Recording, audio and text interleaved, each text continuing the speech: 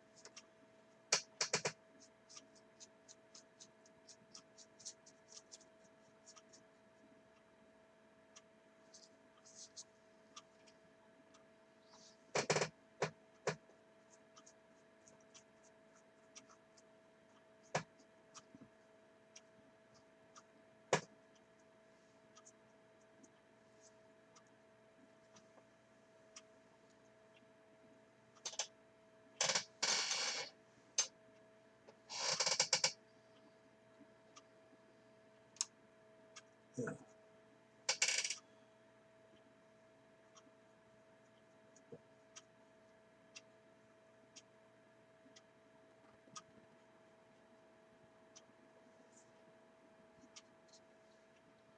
Yeah.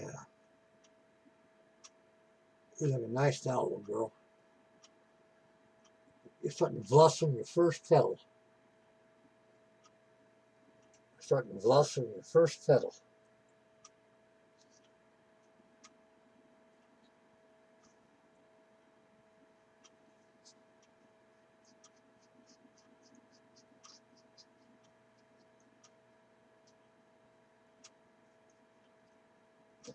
Good. Oh, yeah.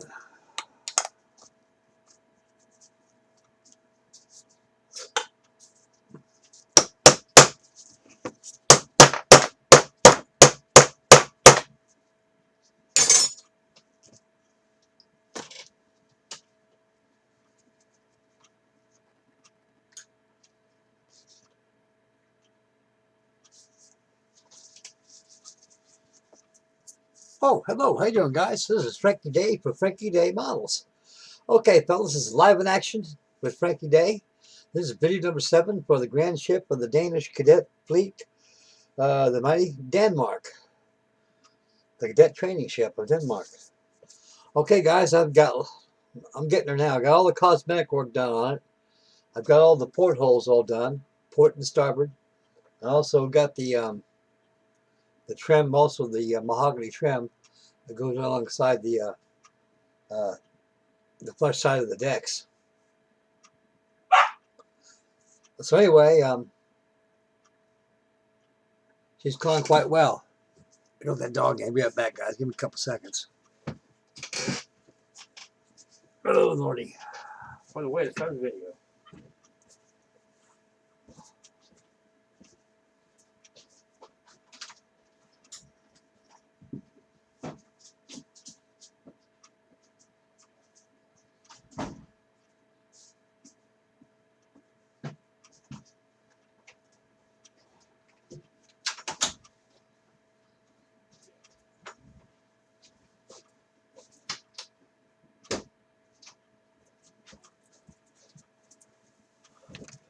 Okay, back, guys. Please excuse me back a couple seconds. I'm going to let that dog in. In and out, out and in. You name it. They like to come in and out. Okay. This is video number 7. This is video number 7 for the Denmark live action build with Frankie Day. Okay, guys, for this charming Tuesday, I'm working on this quite well. I'll pick it up and show you how much I got done in this thing. But ready for a fresh cigar. I think it's about ready to expire. You can see all the trim alongside the flush top of the by the bow area where I got that done around the forecastle area. I think it's so big I'm going to bop this darn thing.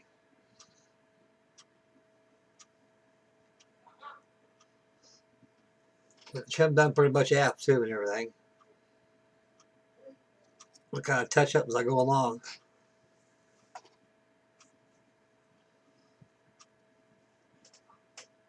Grand Ship Denmark. I believe I'm the only soul in the model community that's making almost a nightly 1.5 to 2 to 3 hour build on this thing. It's such a beautiful ship. I'm not going to bail out. And I decided that I decided last night I'm just going to stay on this thing till it's finished. And so you stick with me for a couple of good months. I should have this thing done. Then guess what's going next? You guessed it. The Tortoise Club. This thing may take up to 20 videos. You don't know. I'm proposing at least 20 videos. Because I could pretty much tell how much longer I got to do on this thing, you know, to get the videos out. So I'm going to have a pretty long segment of live and action videos of me working on Denmark, and you guys watch this flower start to grow. all the way from video number 1 until its final reveal.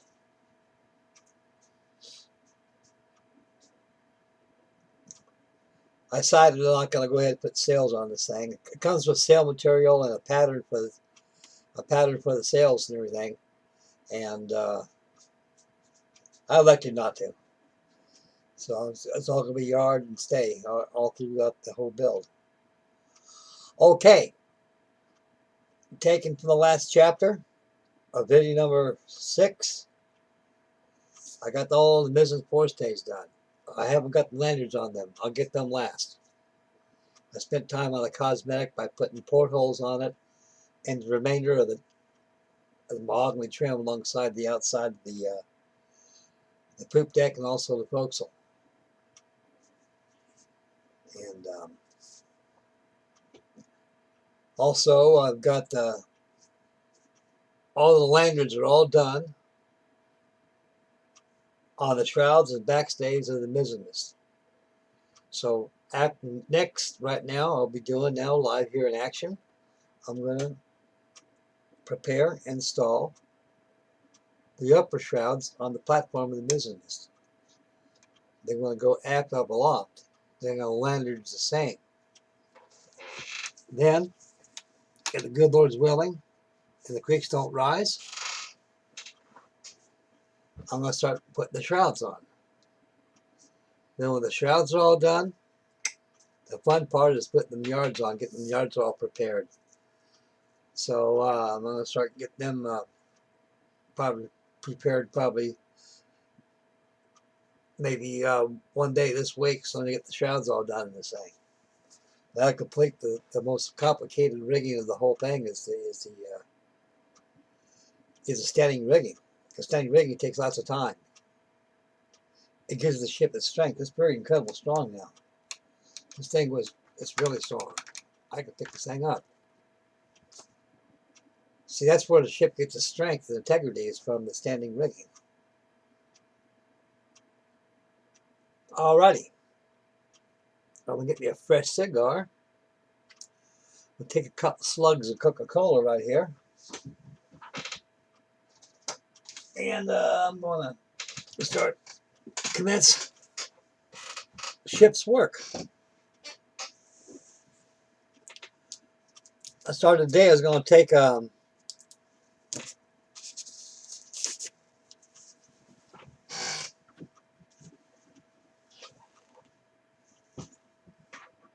went in the trash can. Yeah, excuse me, I wasn't paying attention. I went to the pond today, see if I take my tug out for a sail. Cold out there, wind blowing, so hell with this noise. I'm getting overzealous. I said, man, you got plenty of time. Plenty of time. So kick back, work on Denmark, and let the days go by, and pretty soon get good weather come. Well, I had good weather come pretty good, guys. One of my biggest fears right now is people will start getting hip by going to the Devon Park all the time. It's going to really be crowded out there. They're going to shut that down. Because people got to go somewhere, you know. Years ago, Parks was American international standby for recreation. People took their families out to the park for picnics, social gatherings, family reunions and such, or just an old-fashioned family barbecue, where you can go out in the park and fly a kite. That's a long lost thing nowadays compared to how it was back in my youth when I was young. Yo-yos and kites were a big thing back in them days. We had so much fun with stuff that cost 5 to 10 to 15 cents, as opposed to buying something like this for hundreds of dollars.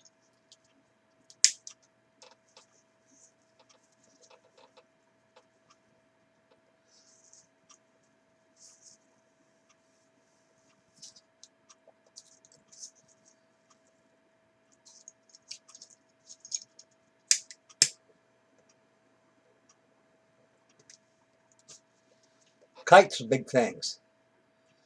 Let's go down to the apartments to the store. We had kites for 15 cents. Big old ball of twine, about something like that big old black twine over there. Yeah, about that size. Man, I'll tell you one time, I remember about a kite, and those kites are all printed already. They had different patterns on there, and it's so much fun. They last for god darn a hell of a long time. You take care of them. They can last for months. I've had one kite that paid 15 cents, and I got 3 summers out of it. Every day playing with that thing. The clumsy me, yours truly, where you're sitting there smoking the cigars and want to put a hole through the kite. One time I had to throw it away.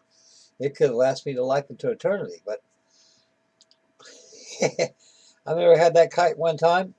I'm going to take this thing way up in the stratosphere. And man, I tell you, I thought I did. I know darn well that kite had to be thousands of feet off the ground. Thousands. I don't know how many, but it no more become a speck in the sky. You couldn't see it. And I know it's up there because I could feel the torque of the line. That's the biggest mistake I've ever made, is going that high with a kite. But guess what? I got to reel that thing back in.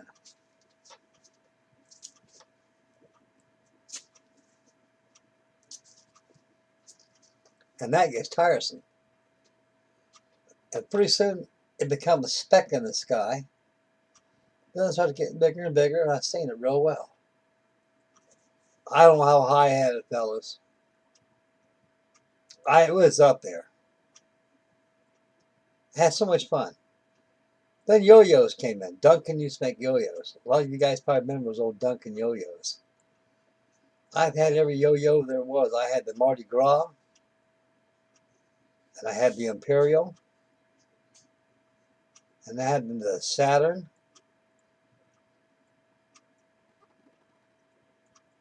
and that was one I had. Them things were green colors, red colors, blue.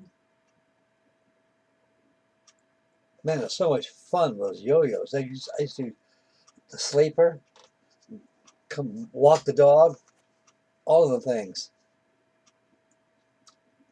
And one time my daughter asked me one time, I said, Dad? I said, yes, sweetheart. Got your question? Yeah. Where do yo-yos come from? From China. From China? Yeah. People in the United States of America don't know this, but I do. You know how I know it? Because I'm a China sailor. The police in China use yo-yos, and they're very, very good at it. So what the hell do you use yo-yos for? As a police, a weapon. They could take a yo-yo and knock a guy out with it, bring it back and put it in their pocket and grab a guy. Well, they could take a yo-yo and wrap around somebody's leg and pull it back and bring the yo-yo back to him and he'll fall. They're weapons. Then pretty soon, they're like a boomerang. They come back at you. So you throw it down, pick it back up, and come right back up to you. They're really good. They can knock you out with them. Those Chinese are very good with the yo-yos. Even close quarters, they can take a yo-yo out and spin it and pop, bring it back, put it in their pocket, and next thing you know, it's like nunchucks. Nunchucks with strings. A lot of people didn't know that stuff. That's where they came from. Any young man that's past puberty, that completes high school, I really deeply encourage join the military. Get in the Navy or the Air Force or the Marines or the Army. You get a lot more education being in the military than you will going out in this cruel world we're living in now, which we got to hide in our houses. Keep the Nazi stormtroopers from busting out the doors and getting us because of a nasty virus going around.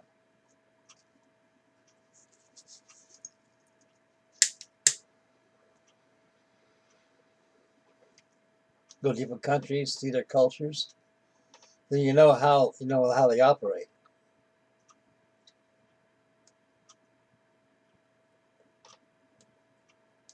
I've always wanted to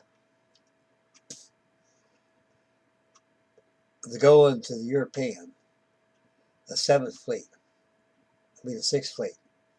I've always wanted to go to the Atlantic, like England, Germany, Copenhagen, Denmark, Italy, all these beautiful countries, Ireland, Scotland.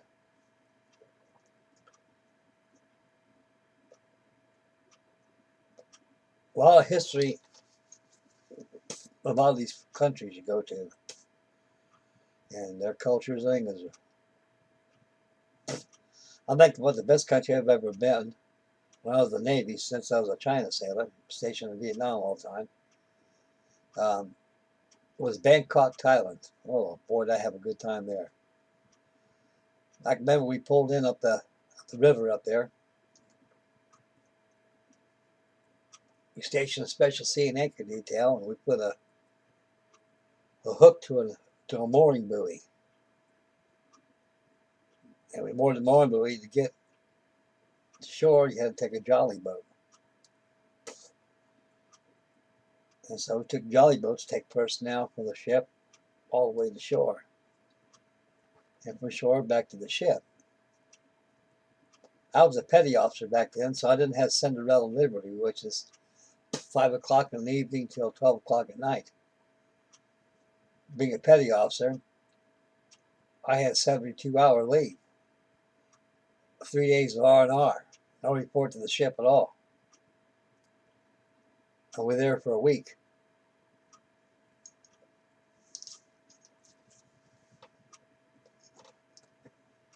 Hit that jolly boat, came to shore, and I was greeted with a big bottle of beer. And that beer wasn't no chancy beer this big you get in the bars, restaurants, anywhere. It wasn't no 40-ounce beer like you find in a liquor store or any place, a grocery store that sells alcohol. I'm talking a bottle like that. That bottle had to be at least 20 inches tall. 20, 25 inches tall. Big. And that beer was green as bilge water. But I tell you one thing, I thought sure packs a hell of a buzz, I tell you that. I'd make the whole thing down. Man, I was loaded.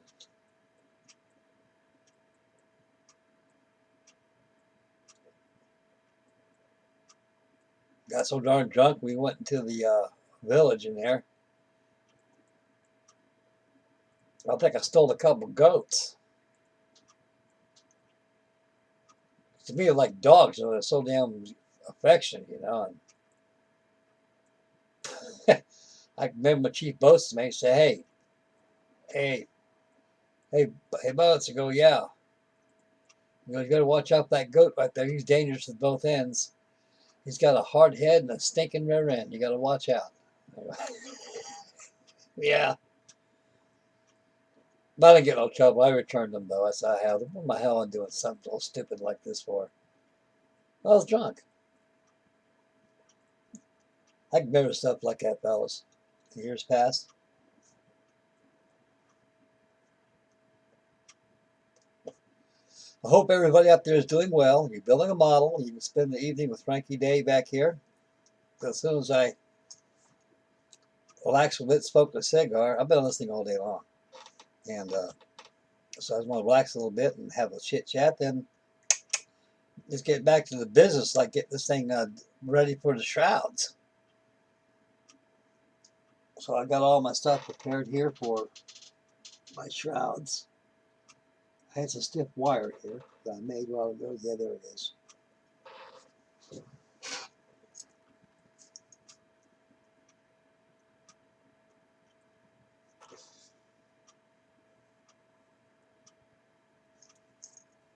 Oh-ho!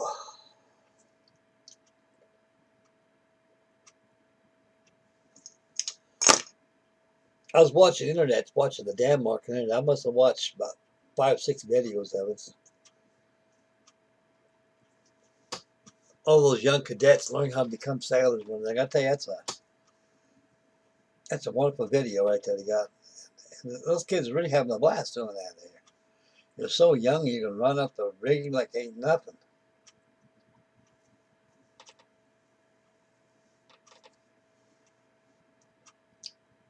And they got close quarters. The boys sleep with the girls inside the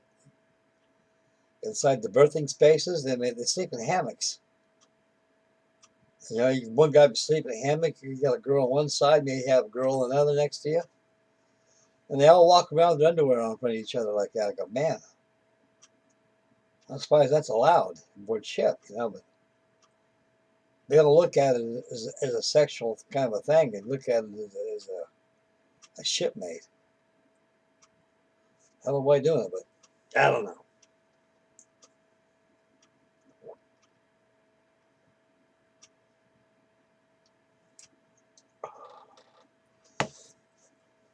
I went out and checked the kit.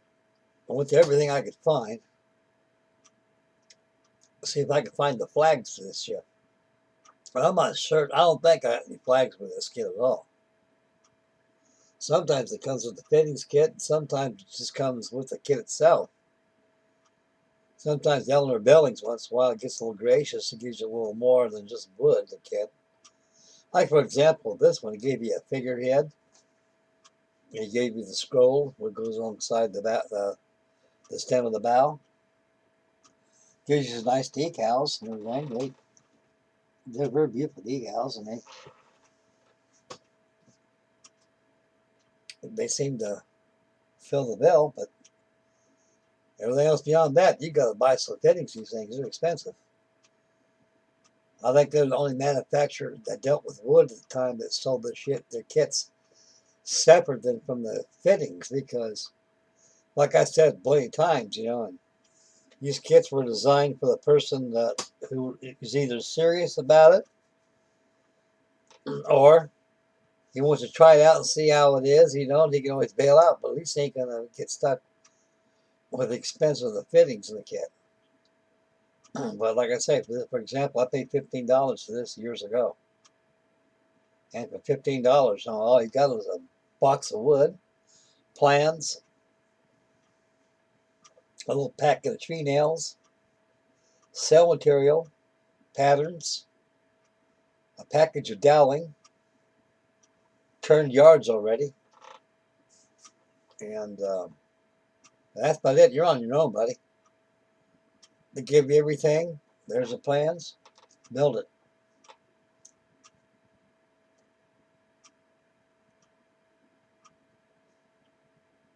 Okay.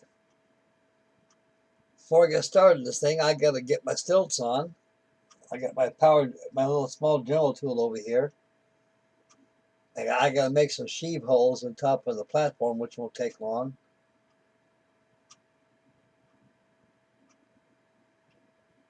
Yeah, I got to start making turnbuckles and get those going.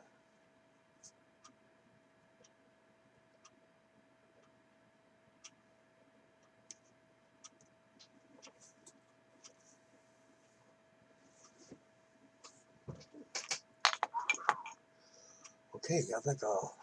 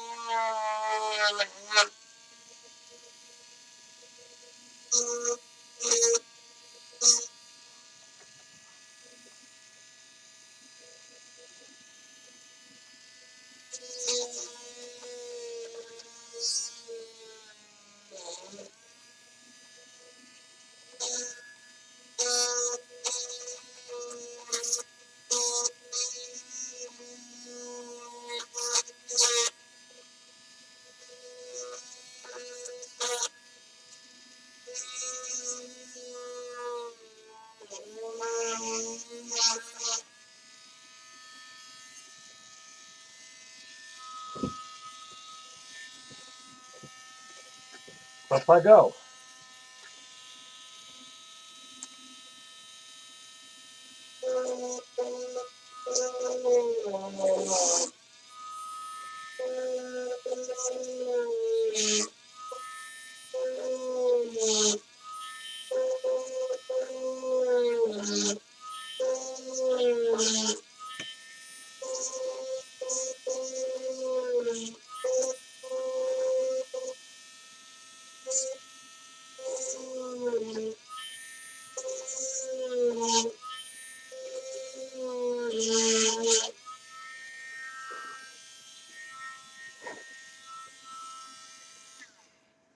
Beautiful.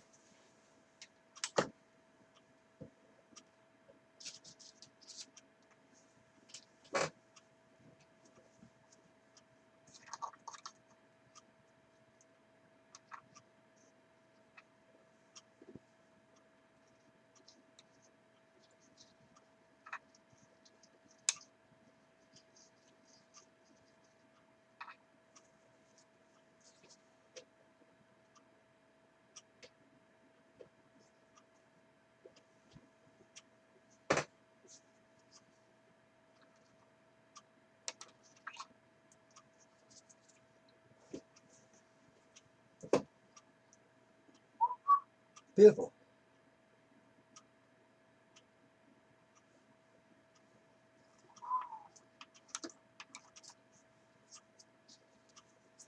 Okay.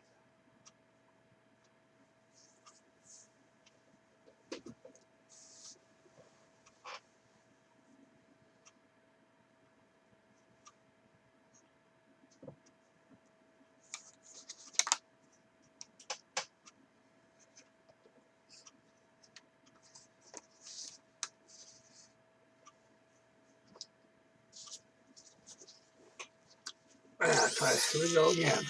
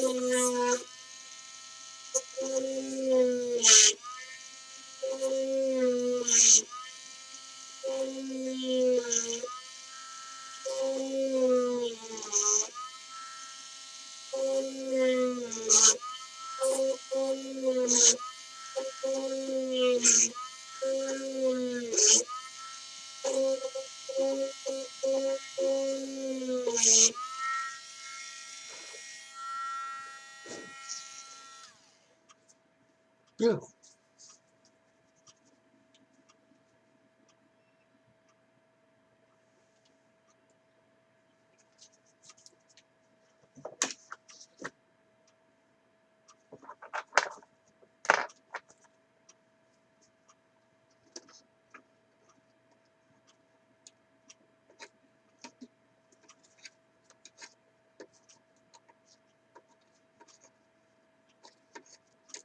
Come on, get out of there.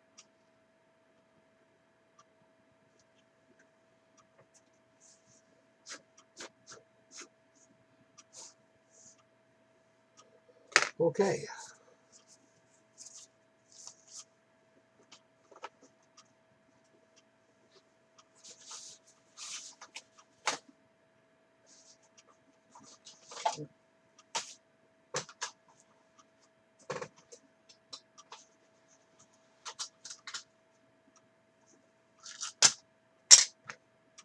Get my turnbuckles out.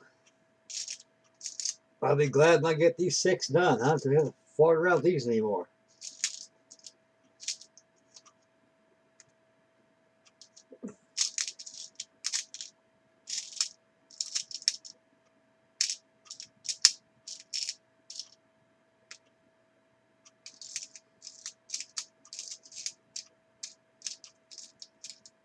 Old Billings, they're pretty generous when it comes to fittings. They usually give you more what you need. To me, that's pretty good because they know you're going to lose a couple pieces once in a while. It's because you're going to lose them is because of your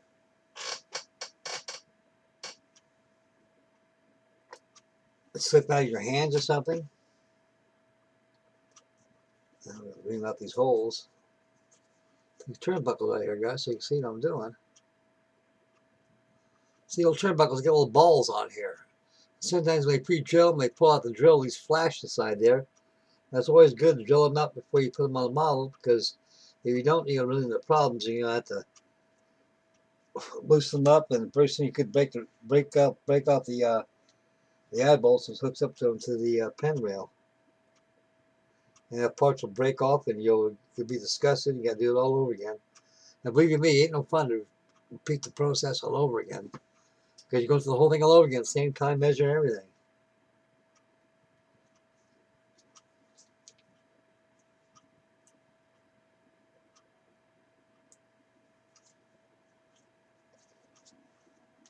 Beautiful.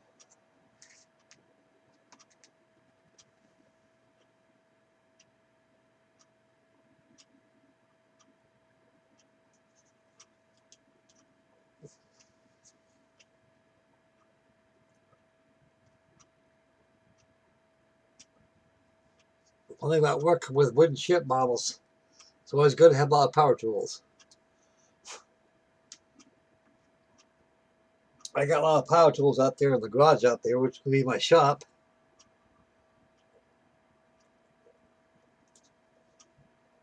That's kind of put me behind schedule right now, so I'll probably get started this summertime coming up, guys. Because it'll be nice and warm outside. I think that'd be a good time to start working, but right now, I gotta be in here for a while.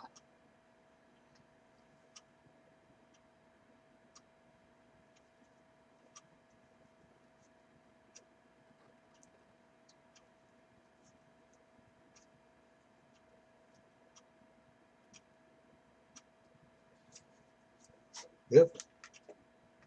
Always good to ring these things out.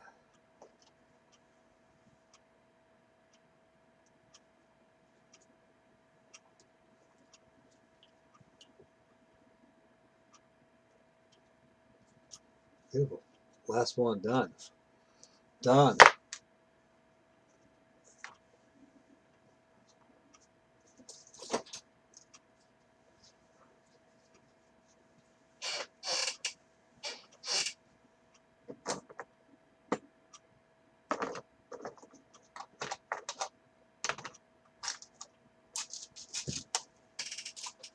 Put those fit before they fall out and get still over the deck. I'll be in real trouble.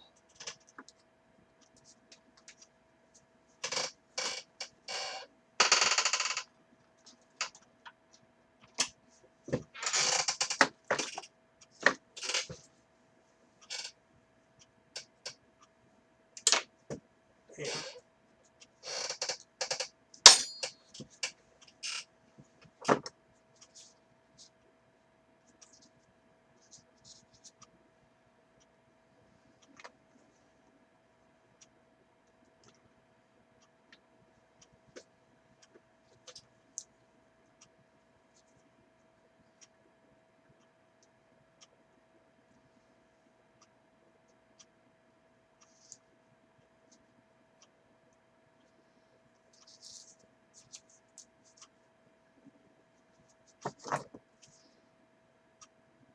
Yeah, got to make an eye. Run it into your wire, into your turnbuckle. Pull out your rod that makes a perfect circle like this.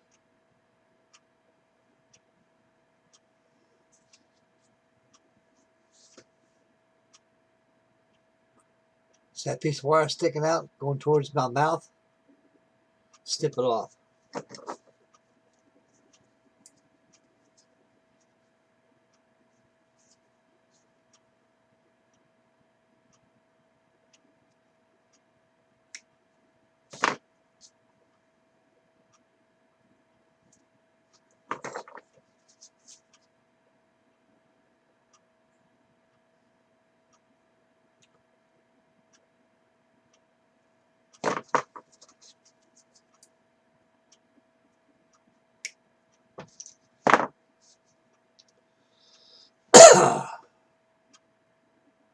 Just like that. And they run up here just like this.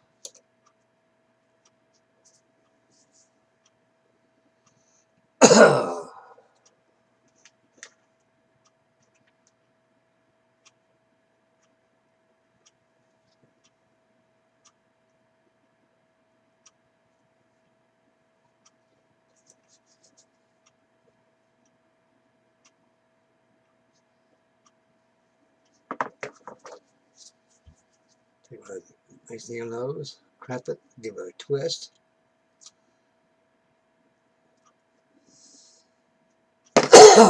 Snip off the excess wire sticking out.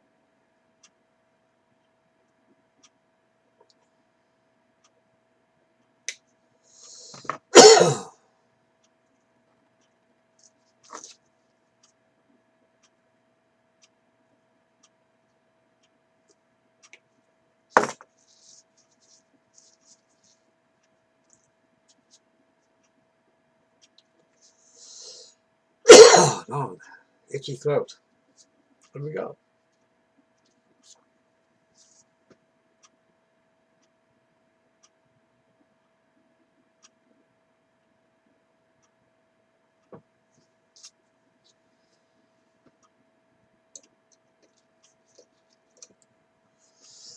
Oh, man. Those itches like, it's probably dry.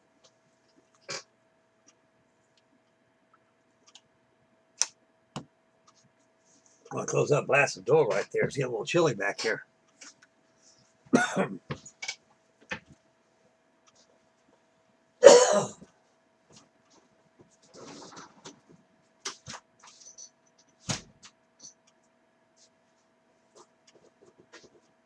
Alrighty then.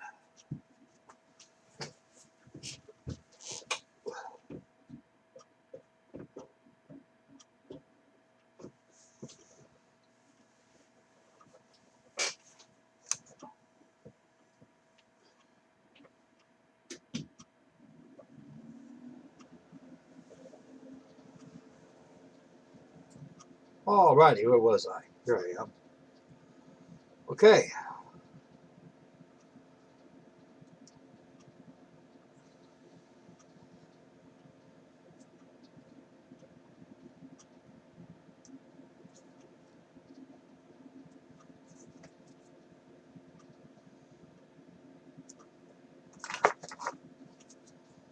Crimp it. Give it a twist. Side there.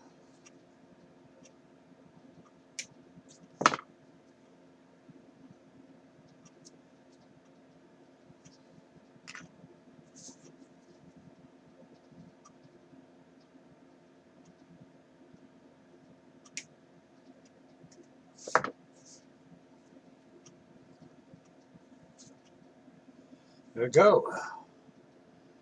Number 3. Drop them in place. Nice. Okay. The old switcheroo. The old switcheroo, huh?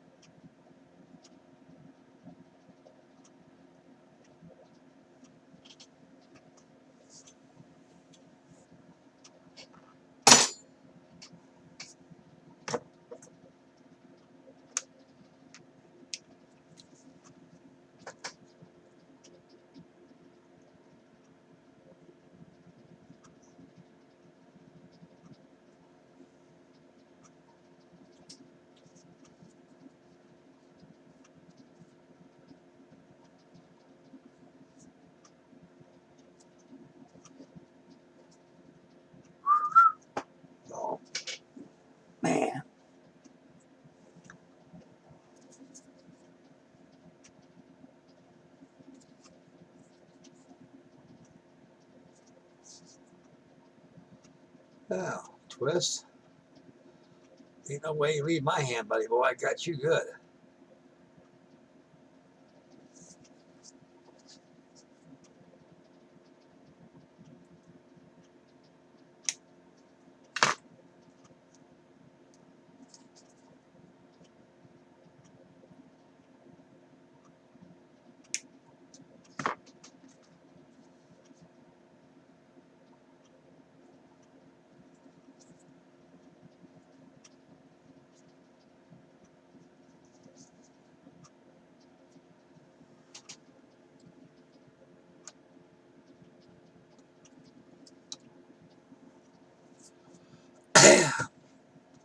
Two more to go, boys. Where the hell I put that wire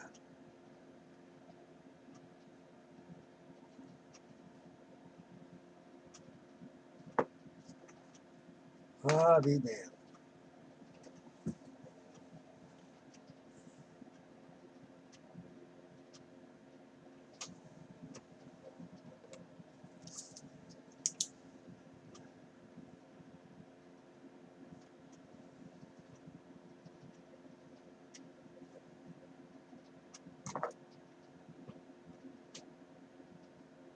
Oh, there's what's out of me. It was green and it kind of, there we go. I knew damn well I'd drop you on the floor because you just laid you there.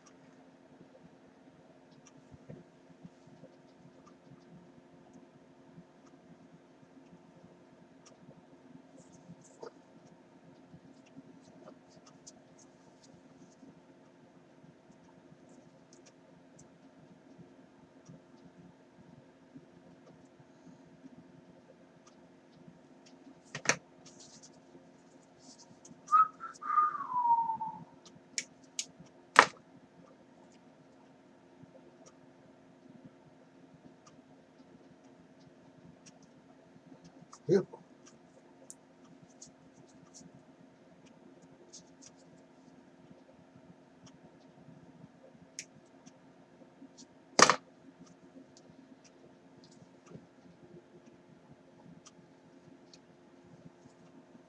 Ah, lovely.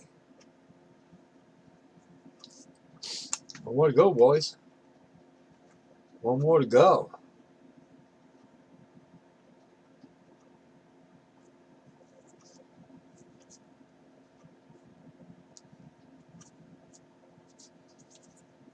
Stick a rod, a piece of rod on top of your turnbuckle. Hold your hands like this. Crimp, twist, and turn makes a perfect eye. Good forming tool, make perfect eyes. So you don't make pet eyes, always save your brass rods because they make very good pet eyes for your models.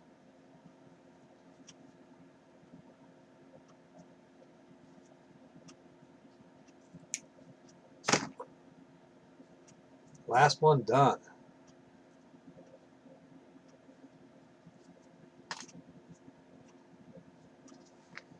Alrighty then.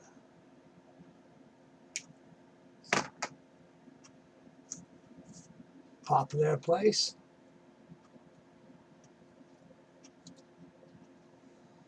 Beautiful.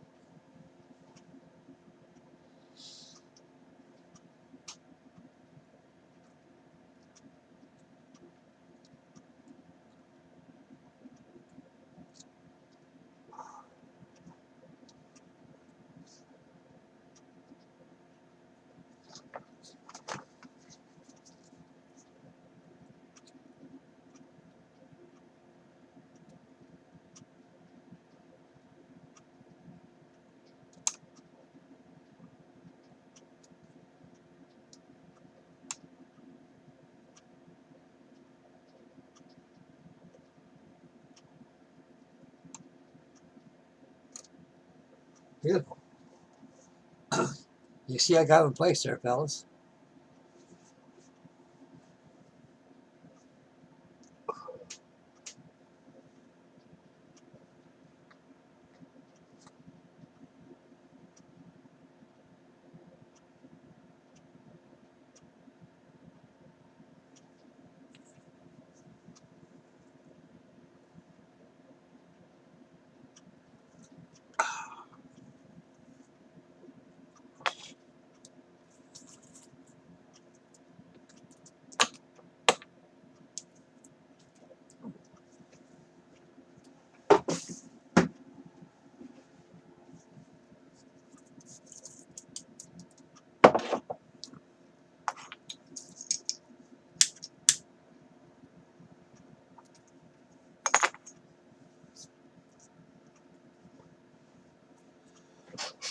Okay, I just got to repairing 6 turnbuckles on top of the mizzen platform. Next step I'm going to do is take my bottle of ACC out of a position where I want them and give it a little dab of that and I'll keep it in position so I'll be able to weave my rigging through there. You guessed it, lanyards. Then I got to adjust my foot dock shrouds to the cuffs on the mizzen mast.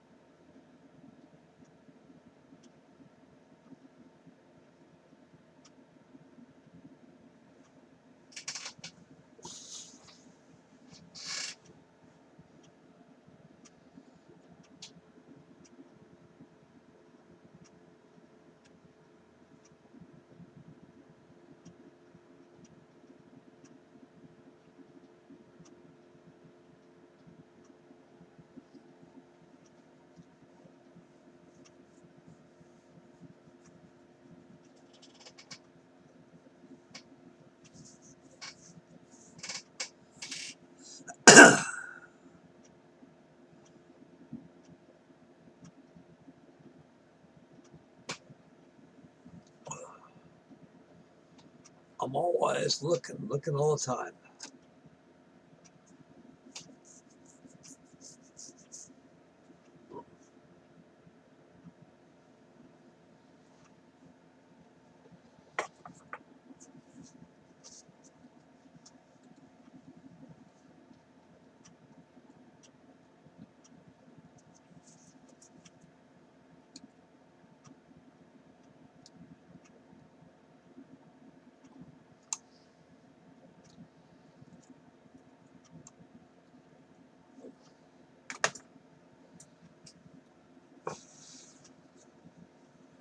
Okay.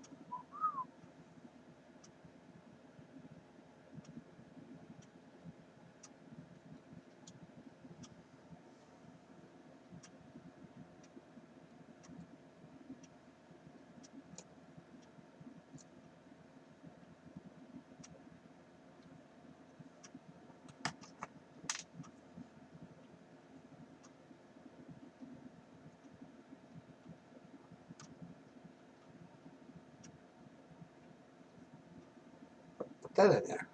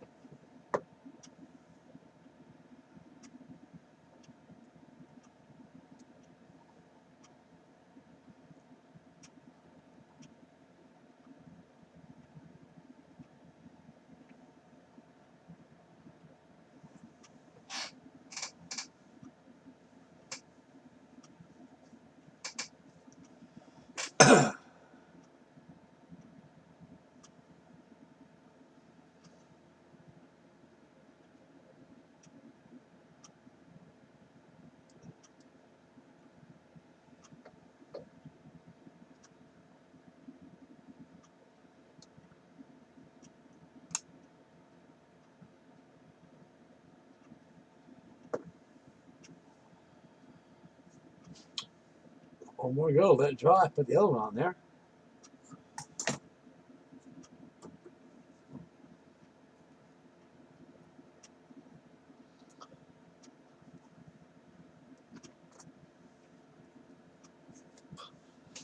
I hope everybody's well at home, fellas. You know, I worry about everybody. I hope Freddie is okay.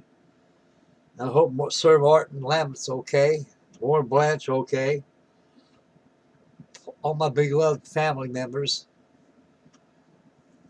of our wonderful model community. I worry about each and every one of you. So, like I say, guys, before, no place in the this is the safest place in the world. Nothing can harm you in your own home. Nothing. Nobody can harm you. Nobody. As long as you stay put, only go to the store only if necessary. When you go to the store, please protect yourself. Put your gloves on. Put a mask on your face. Keep yourself as distant as you can away from everybody. You got a lot of people out there who don't have no common sense. They're not very bright. And you got a lot of people just don't get it. You know, this is a serious virus.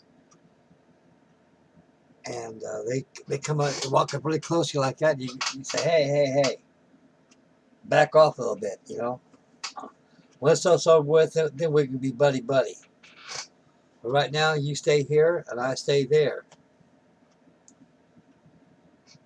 If you get mad, remember, puff before you whine. This side's yours and this side's mine.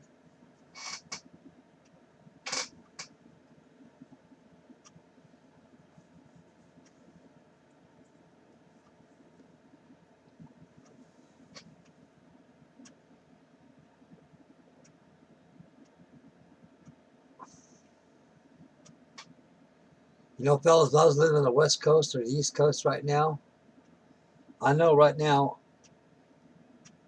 I would probably have a ball building models like this for commission, like I've done before in the past. And I know for a fact I can really make some money. If you're out here in Ohio, you can make the money out here. I tell you that, not in these things.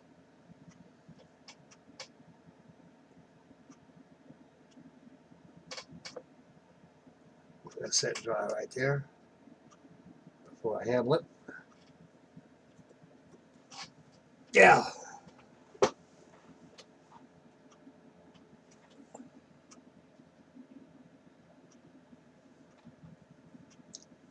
You know, I first bought this kit many years ago, the first one I built.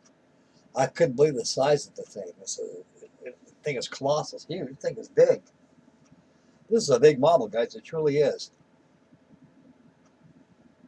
So I'm just building mine right out of the box. You know, I could have did extra things on it, make turnbuckles and extra stuff like that, but it's like the way it was designed. I'm building exactly the way it's designed, and it looks good to me.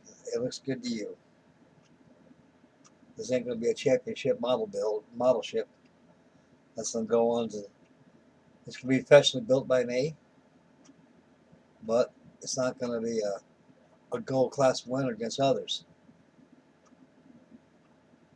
If I did, I would not be this far on.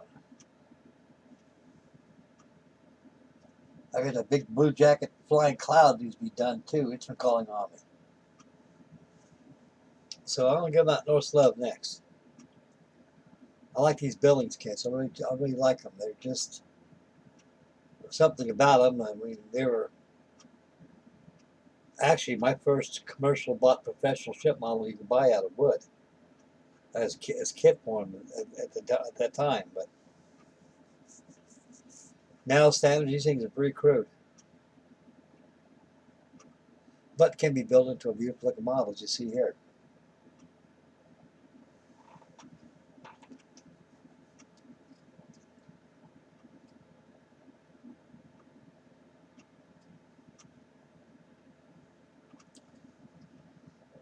When I get done, I always look at it, see if I can find a mistake that I made and overlooked it, and wonder how the hell I overlooked it when I was working on it. That's why I say, guys, always take a break like I do. You work a little bit here, let it dry, and go back and work on it again. Or go on other things. You work too much on it, you make mistakes, your eyeballs get tired. They can play tricks on you too.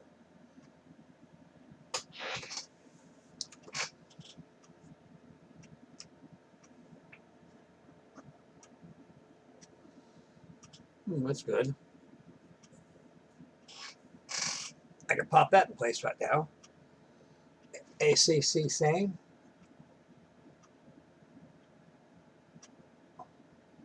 Oh, beautiful.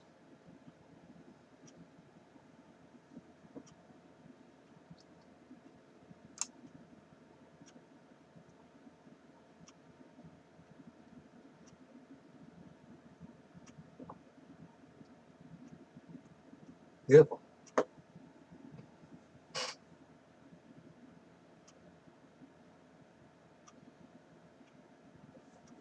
Let those dry.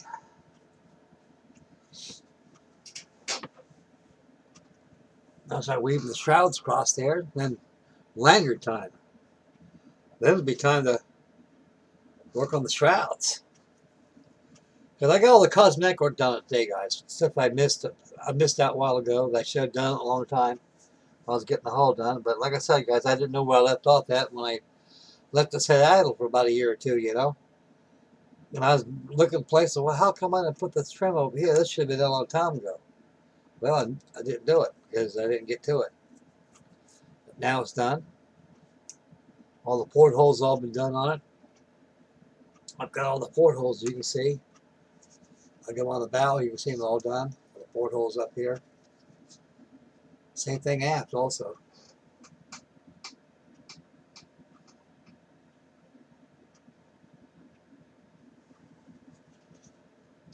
Billings, Denmark.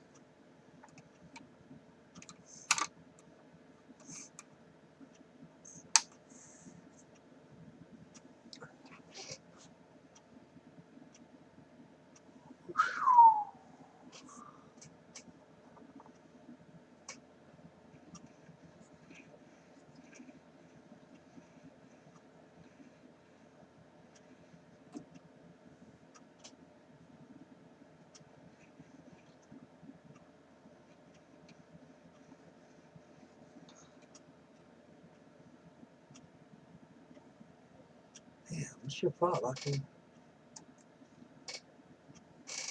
Okay. Sometimes you get fuzz on the rigging here. Always want to cake the beeswax like I'm doing right here. Gently. Very gently. On these wood models, they're pretty strong. But on plastic, you got to really watch out. You got to hold it in your line, your plastic. Keep it, because otherwise you'll pop off with a laying pin. Like I say, it's not, this is very forgiving. This is strong. It'll take a lot for break the rig in this thing. Remember, get this beeswax gets into your cord. So don't, for nothing in the world is more exasperating. I'm looking at a beautiful looking rig ship with fuzzy rigging on it.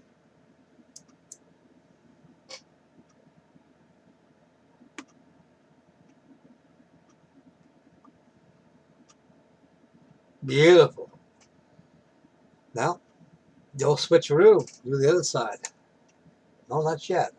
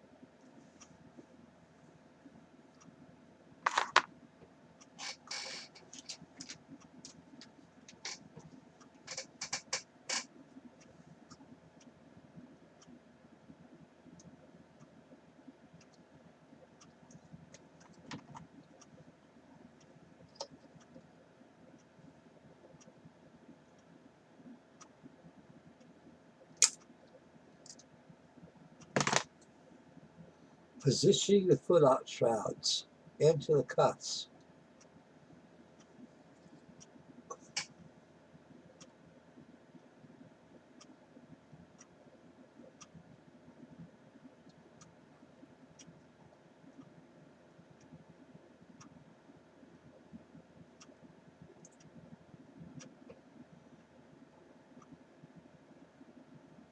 Let that dry.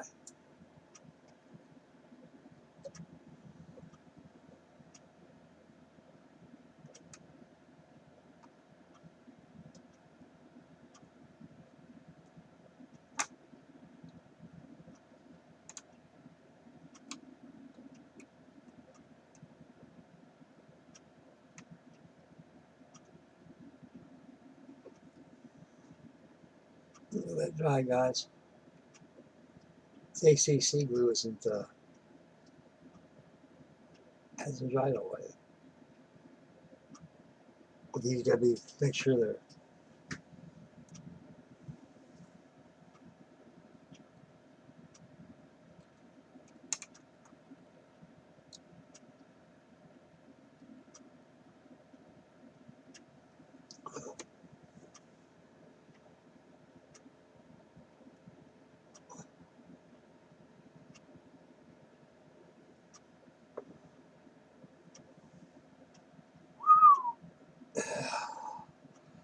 get that foot out shroud adjusted.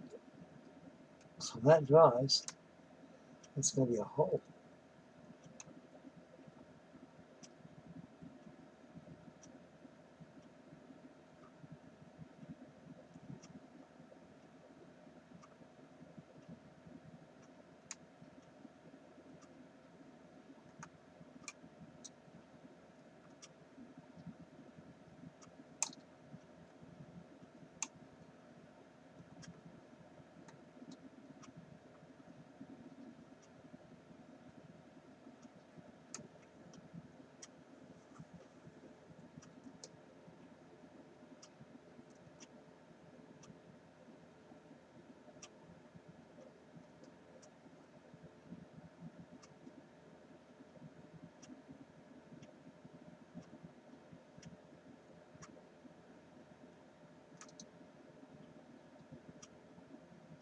Oh, beautiful.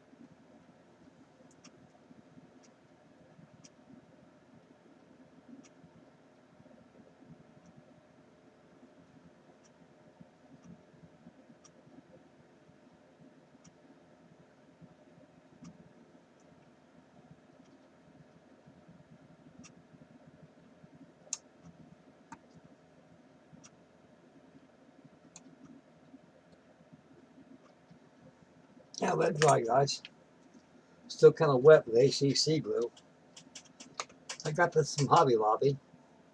It's good stuff, but it cures a little slower than the stuff I got from Hobbytown, USA, a hobby shop. Good ACC glue. Let it dry a little bit, guys. I already got 2 foot lock shrouds adjusted already. Got 1 more to go. Let that dry.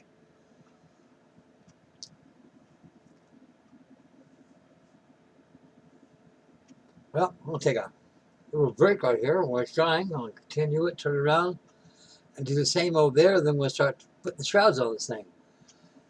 I'm gonna go back in the icebox and freshen me up with a new sarsaparilla. So you guys will go back and take a break, get yourself a Coca-Cola or a beer, wine, a shot of whiskey, or whatever you do that makes you feel right. Or make a couple for you to work on your models. Chips, cheese, crackers, sausages, anything. and just sit back and enjoy. Give me about 5 minutes, guys. I'll get my soda pop, and you'll truly be back here, and we'll continue on the Denmark.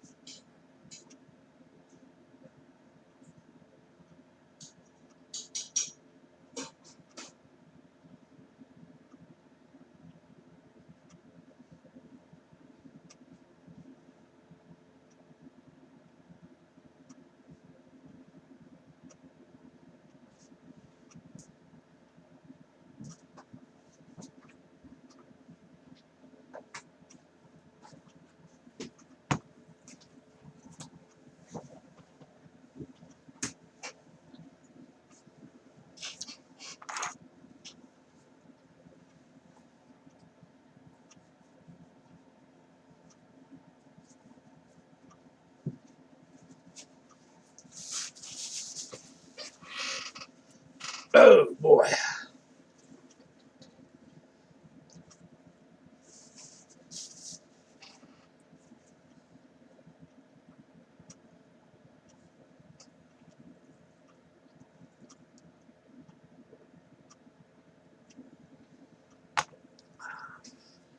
That's really good. All right. You get there.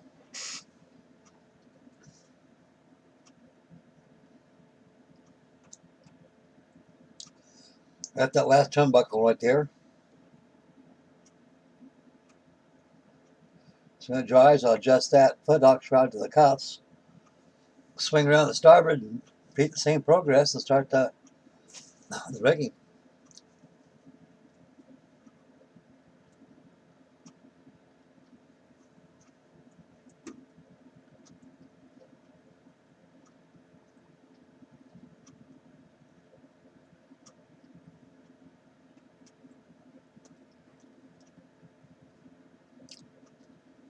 Either have to buy me some flags for this thing online or make my own. I can make my own.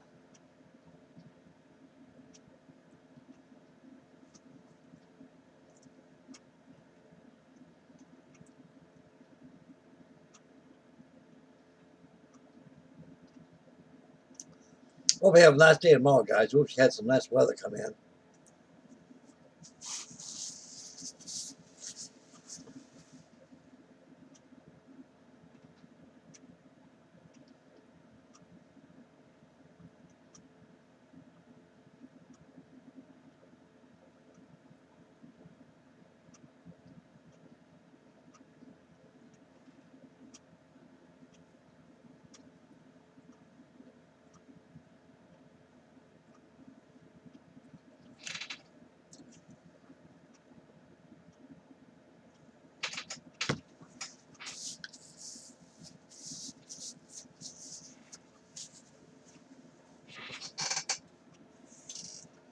Well, I got my snack.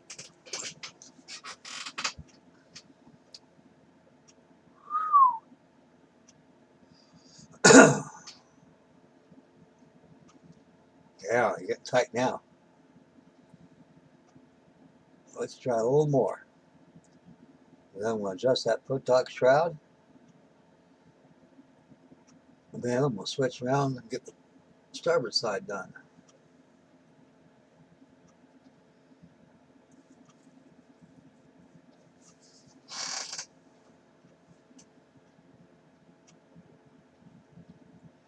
Oh yeah, I gotta make 2 more up there. 4 of those I gotta make.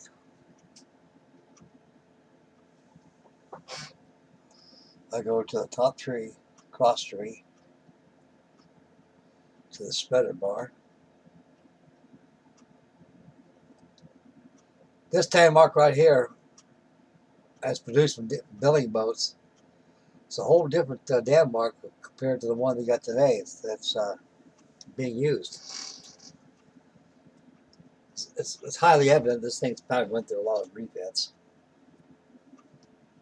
I've seen pictures of it back in 1932 and 33 when it was out there at Denmark. We first gave it back to Denmark. We used the Coast Guard ship at the time. Then we got the Eagle,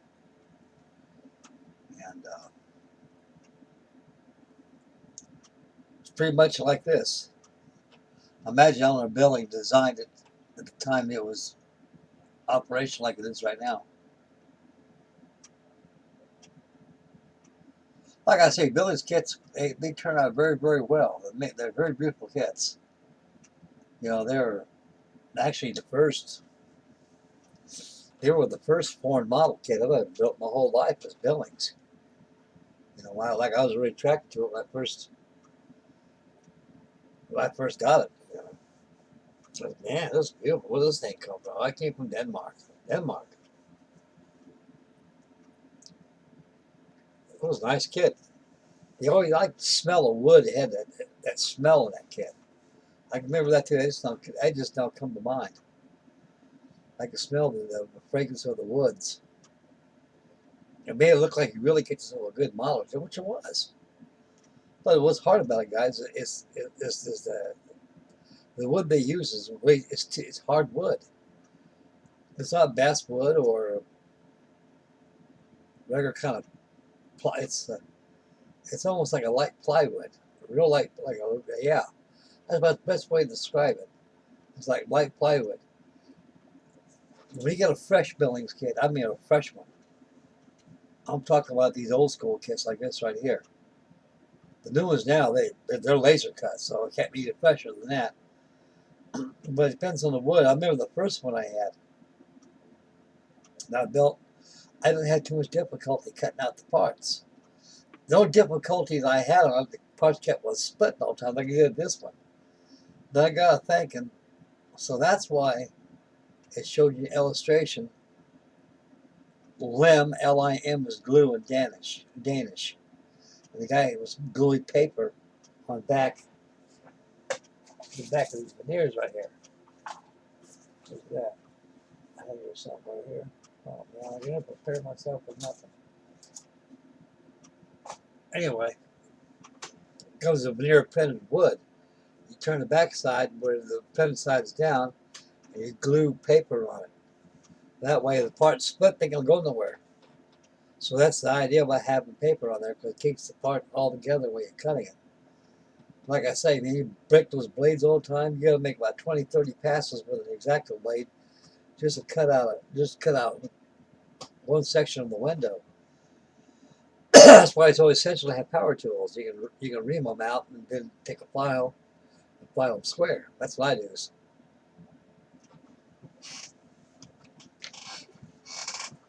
Okay. I'm gonna adjust that foot tuck now. I think the thing's good dry now. Oh yeah.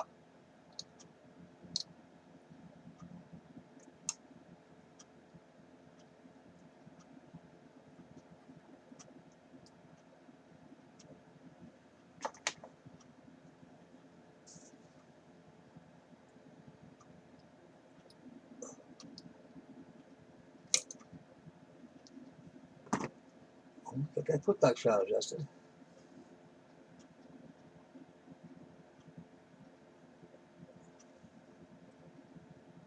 Oh wow.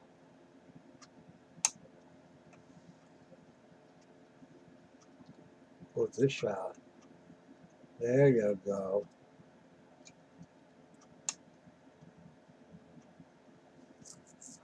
Beautiful. Got up to the cheeks, up to the cuffs of the cheeks. These are here called cheeks right here, cuffs. Normally, there's a turnbuckle,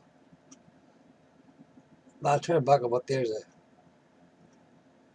a shackle that's bolted on because these masks were all metal. They weren't wood; they're metal. They had a shackle with a eye bolt bolted or welded to the mask. And these foot top shrouds go down when the guys climb up to get to the top here. They're welded. They're usually rigged inside that shackle right there. They got a little cuff cover across it.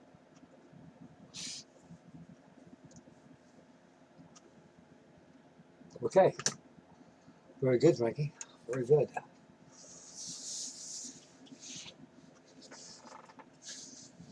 Very good, Frankie. Very good.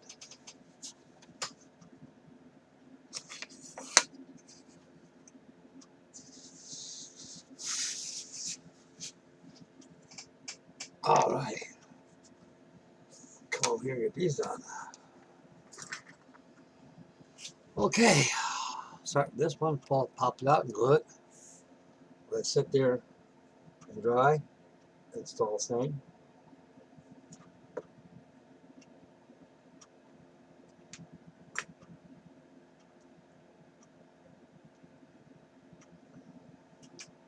Get this out.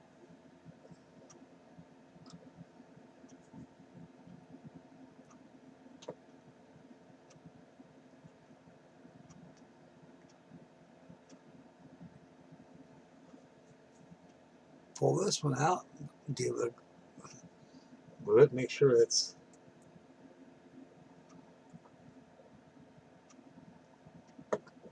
glued to the turnbuckle. Let there sit there and dry.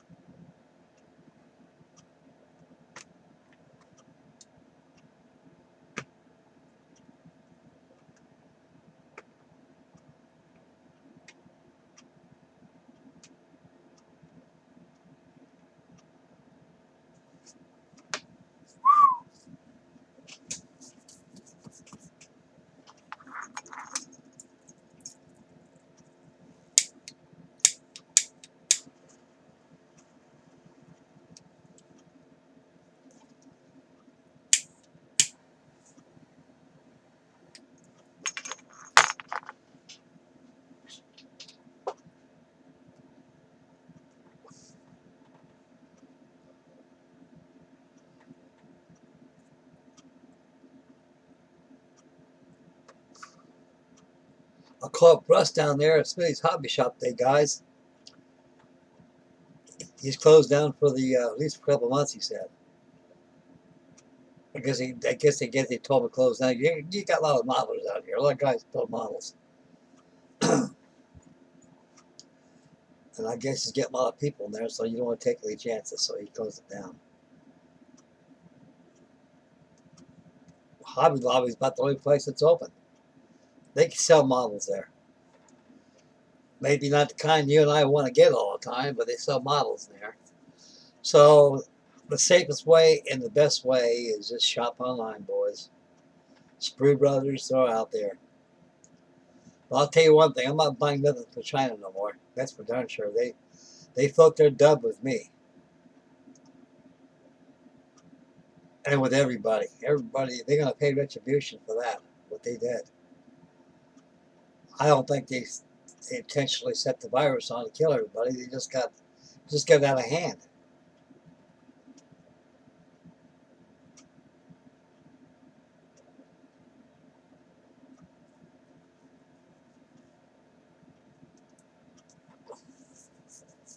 But they'll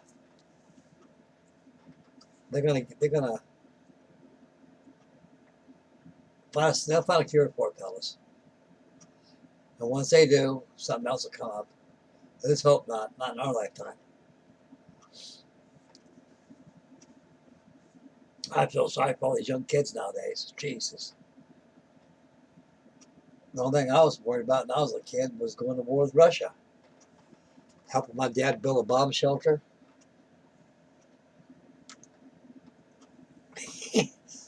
My dad goes, why in the hell am I building a goddamn bomb shelter for? So I don't know, Pop. You said help you. I'm making mortar for you so you can lay the build and everything. And he goes, I know, Frank.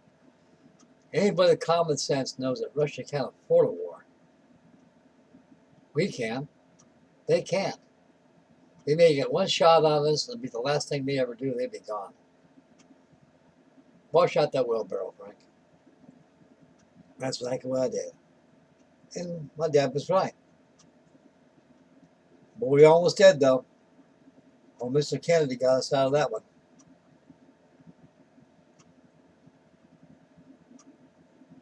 When Vietnam got started and everything back then, Kennedy saw the writing on the wall, said, nope, nope, we're not going to get involved. We ain't going to go over there. I see enough of my men get killed during World War II. I'm not going to send American boys over there to get shot for something that we have none of our business. But they say it was a police action, you know.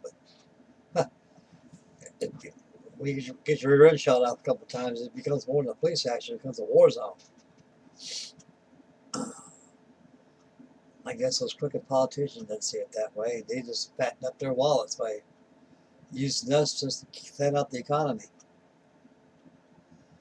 That's when America and everything start changing.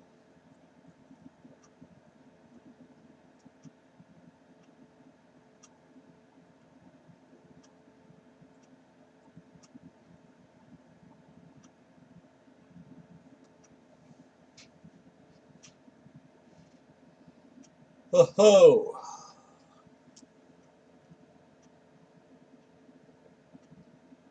Good.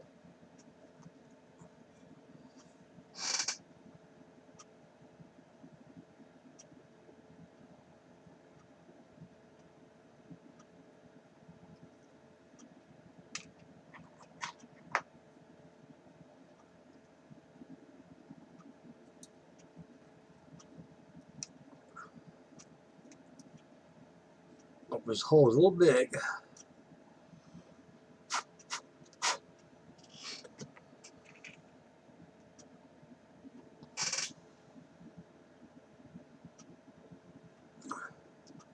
Oh, you don't want to get any problems. Well, I'll get rid of you right now. You know, big deal.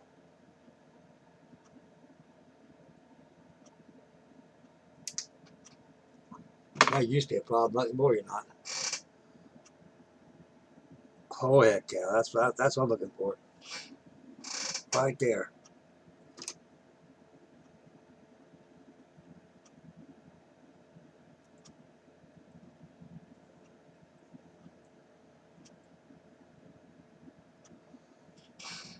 Got that in there.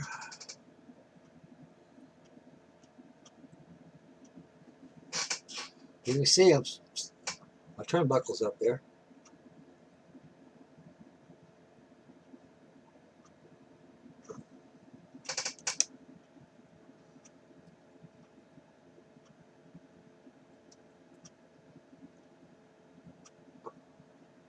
Boy, you fit really good. You do.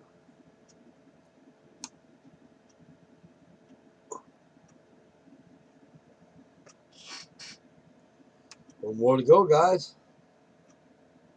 One more to go.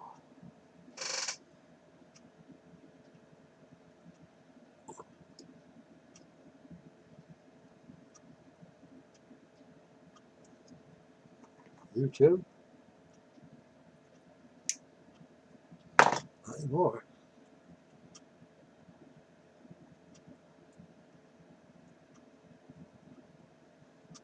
Oh, yeah.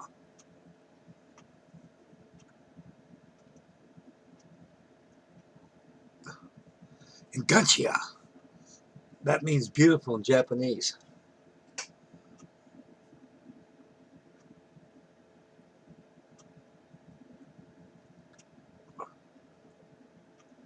All of the sailors, all of the GIs back in all wars, we always had girlfriends. I had a Japanese girlfriend named Kimiko.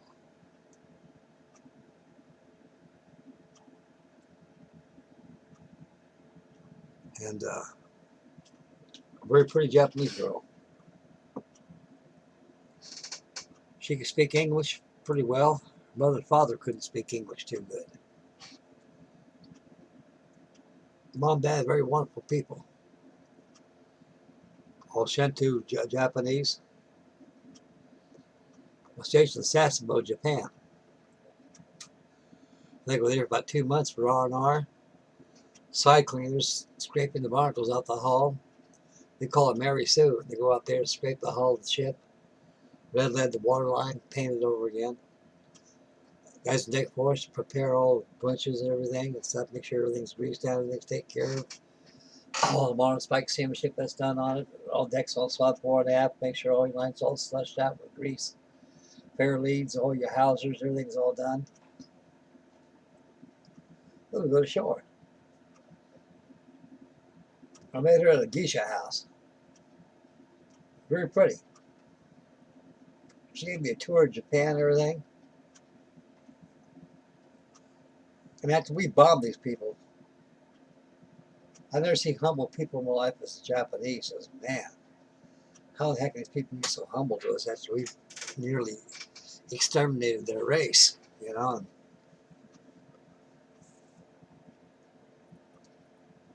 And I told her, you're very beautiful. What does beautiful mean in Japanese? He goes, Enkanchia. Enkanchia? She goes, hi, Enkanchia. I went to her father's house, mom's house. They all came out with kimonos on.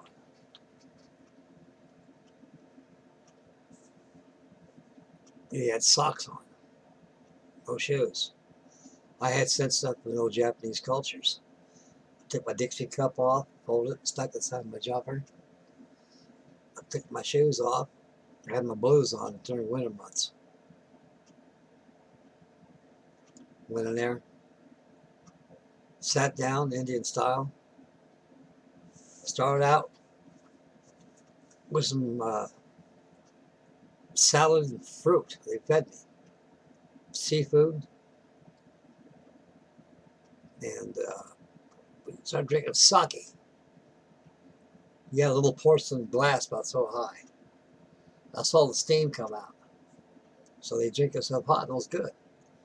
Well, I got a hell of a buzz. I think you talk about some high octane. Then he was not, I found out he was an ensign on a Kenneku class destroyer. And he was the machinist mate. They got talked about the war, about things like that. And I know my history about the war, how it all got started, you know. Because that war was crazy. It shouldn't have got started. But that's right. This is the thing about, like I told him, we actually started the war. America did. And he was really astounded that I knew the history of his nation like he did. Because, you know, it's common sense tells you that if somebody's going to take your food away from you and starve you from doing anything, you're going to get kind of pissed off a little bit. You say, hey, wait a minute now, guys, this is our livelihood. This is our affairs. This is our affairs, not yours. And we're friends now. This stuff, this business, this is Asia. This is our business, not yours. You have no business of getting our business because this is what we do. And that's what they did. I mean, they did it all along by going to China, slaughtering women, children, and men just to get resources to build up their economy. But we looked at it as wrong, you know, what they did. We say, look, you guys can't go in there and do something like that to people like that. Jeez, these people, they ain't hurting you or nothing like that. There's other ways of working around stuff like this. And that's how we put in the bargain against them. That's everything else is history. But anyway, no, we had a good time in Tokyo, Japan. I bought a bunch of models there. Kyosho was a model company. And Aristocraft, too. That was made in Tokyo, Japan. And I bought a couple of guitars. Tesco Del Rey, the Japanese guitar. Tokyo Instrument Electronic Company. That's what Tesco stands for. And, of course, those guitars back in the days were cheap as hell, Jesus. But they played well. But they weren't no Fender guitar or Gibson or Rickenbacker. They were a guitar of their own, and they sounded all right. I had no problems playing with them. But the model, I still got a bunch right now. I got about 3 kits. I got the C-124 Glowmaster with a 6-foot wingspan. And I got a B-29 with a 6-foot wingspan. I got another one too from them. I got an F-3F. Yeah, that's my aristocrat. F-3F biplane. I'm going to fly that this year, get that thing going. I got the wings on the wall over there. The fuselage is over there. So I got a lot of stuff. I want to get this thing done. I'm tired of looking at these things. They got to get finished because I'm getting old. And I want to get those slopes shaken next after this. And after that, I'm going to just finish up my ships. Probably bring out the Flying Cloud and Bill's Rat and Matt Hill. Going to have a aircraft carrier group build. So far, I don't know if no one is going to get started, but as soon as they give me the green light, I'm going to turn 2 of my Tamiya 1/350 scale USS Enterprise. Bob Busky, greatest man in the world. God bless this man's heart. He gave me an air wing. He gave me a bunch of Tomcats and something else. He gave me and Phantoms, F4 Phantoms. And that worked very well because that's all we used. We used F4s back in the 1980s. So it's suitable for that era, which is 1980 refit on that ship model. Okay.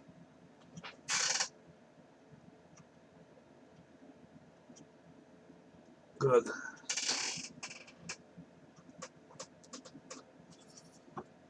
Now adjust those foot talk shrouds to the cuffs. Then it's time to rig.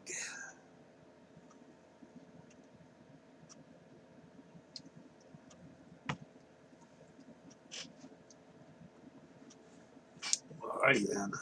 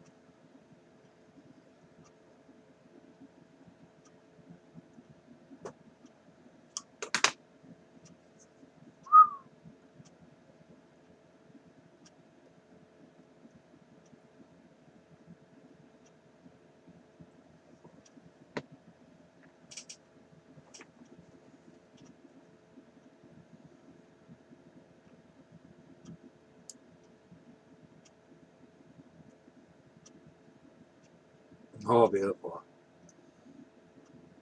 Ain't got you, buddy.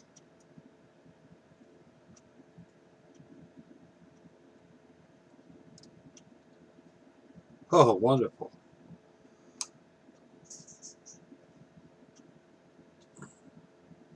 Oh, man. You don't get any better than this. It don't get any better.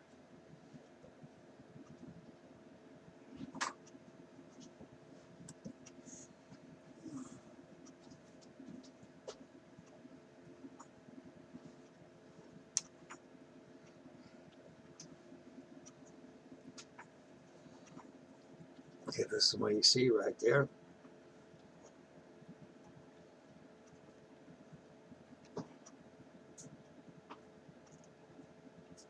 Beautiful.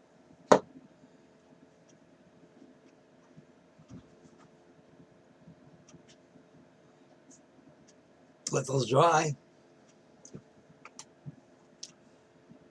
We'll add the top shrouds to it. I'm going to make me some turnbuckles up here now. 4 of them.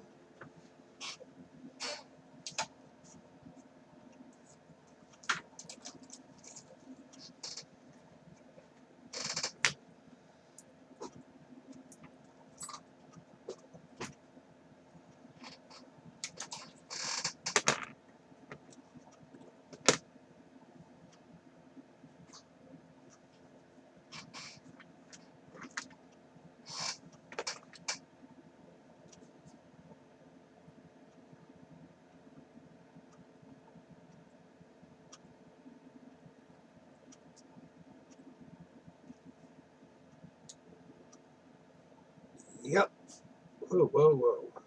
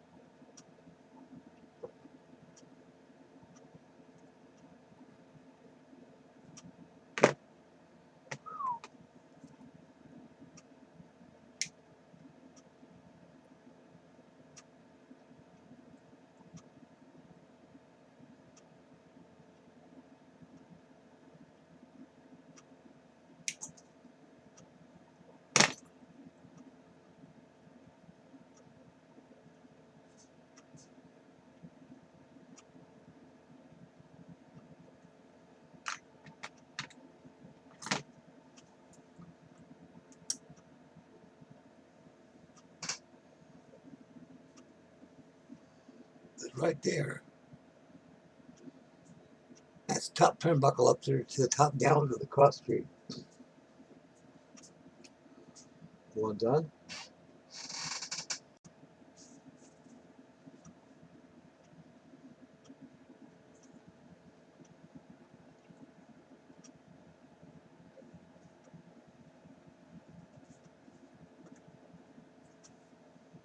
Yeah, where the hell my wire go to?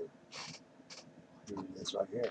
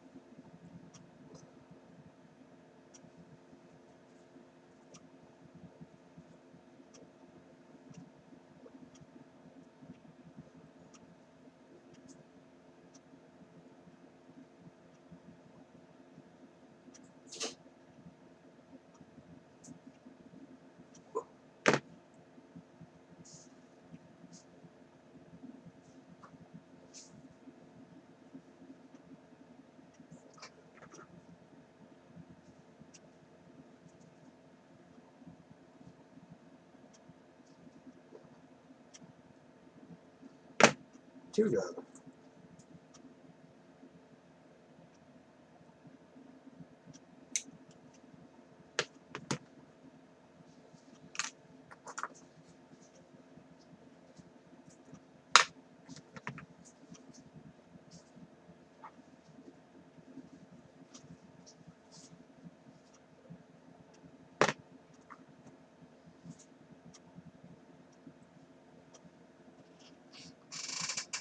The second one done.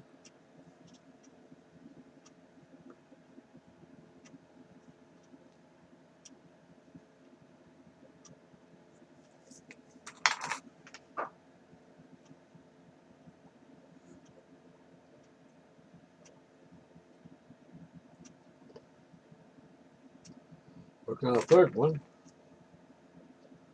Hope I have enough wire right here to do the fourth one. I should.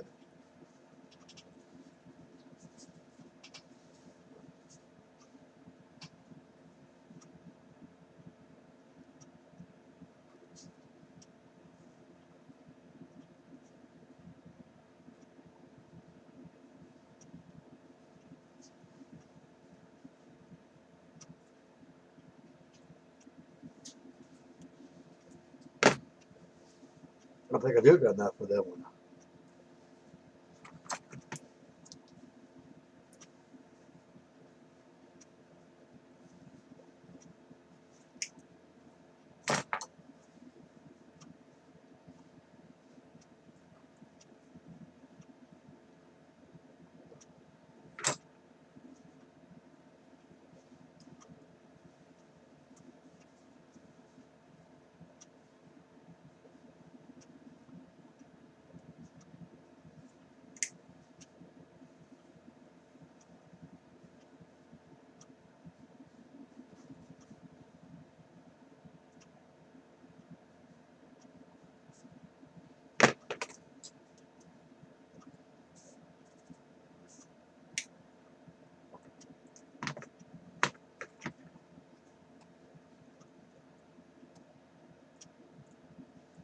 Beautiful.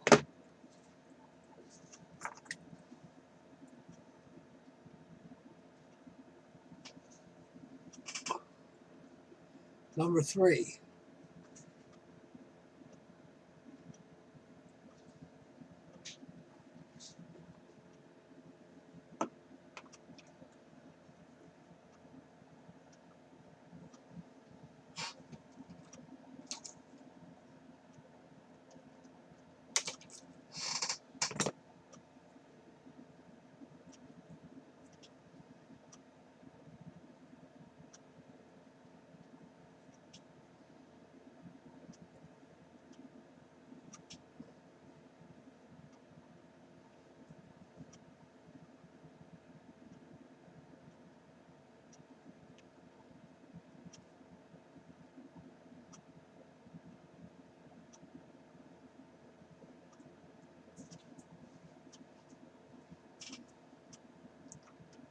Yeah, one more here to go, fellas. One more to go.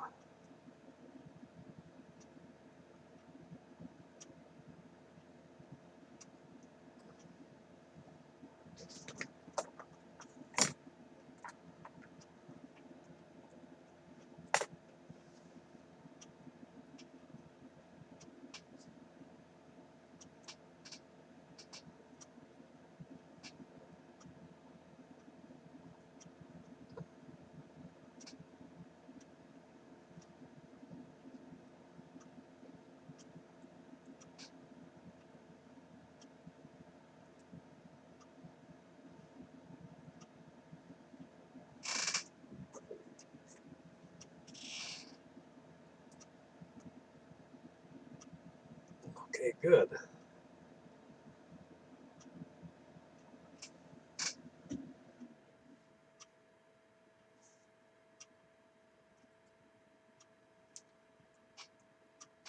Oh, beautiful.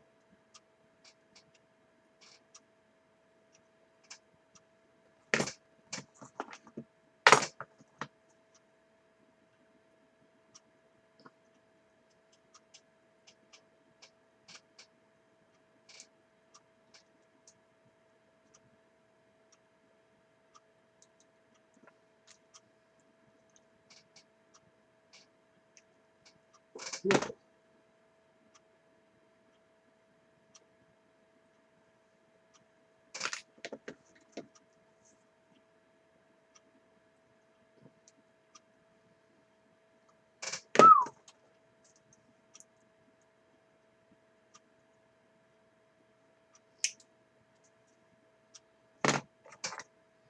Number 4.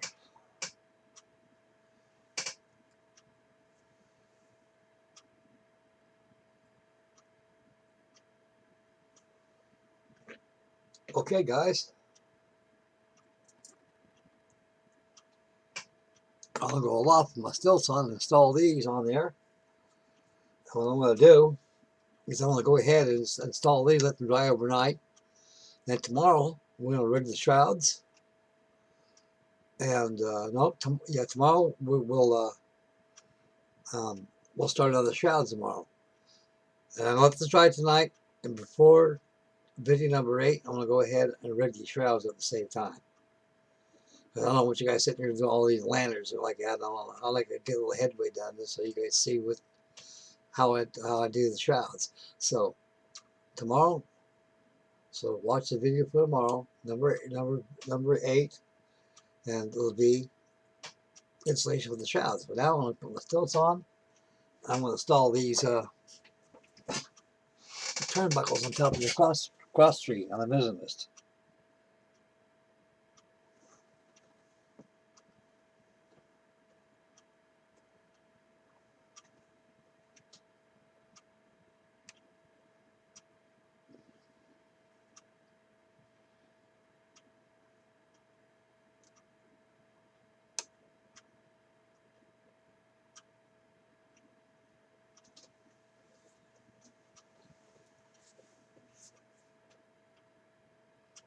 Got one on. Number 2 going.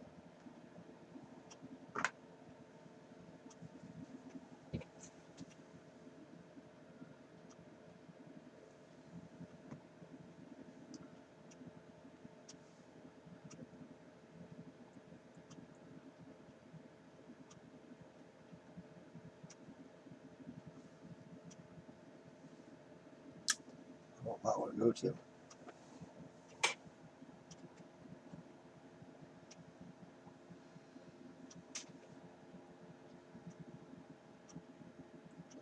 Where's that turnbuckle at?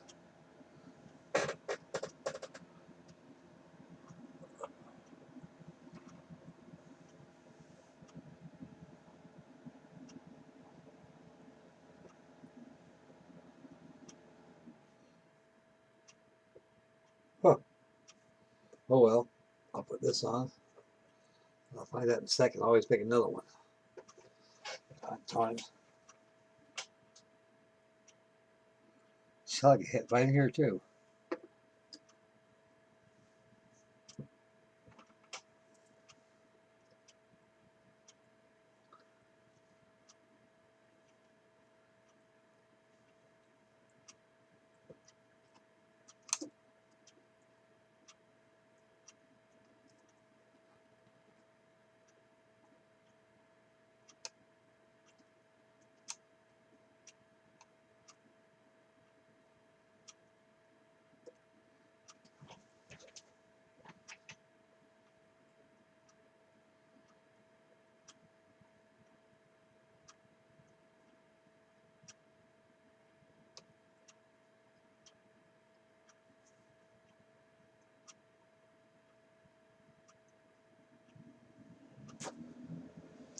Beautiful.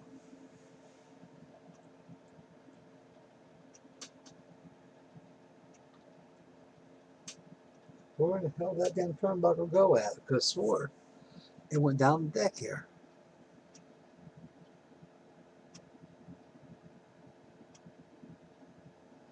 Got them two up there. Hey, Lord. Well,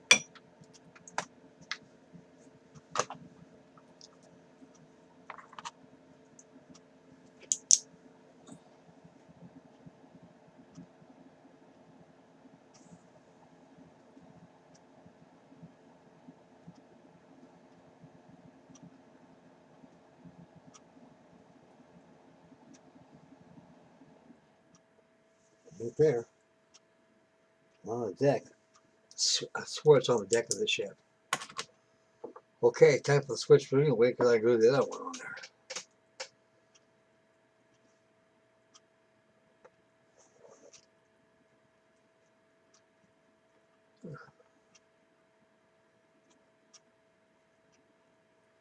I got a good feeling we'll need a pin rail. No problem, I had to dig it out. Oh,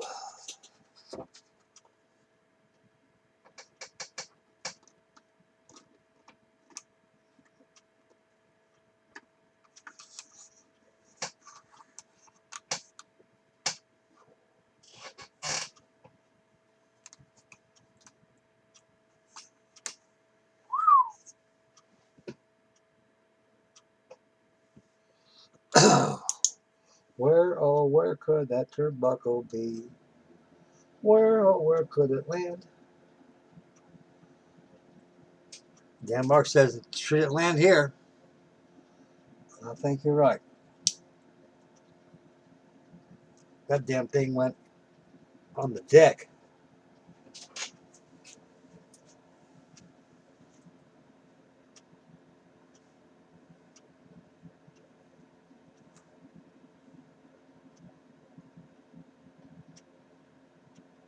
Wow.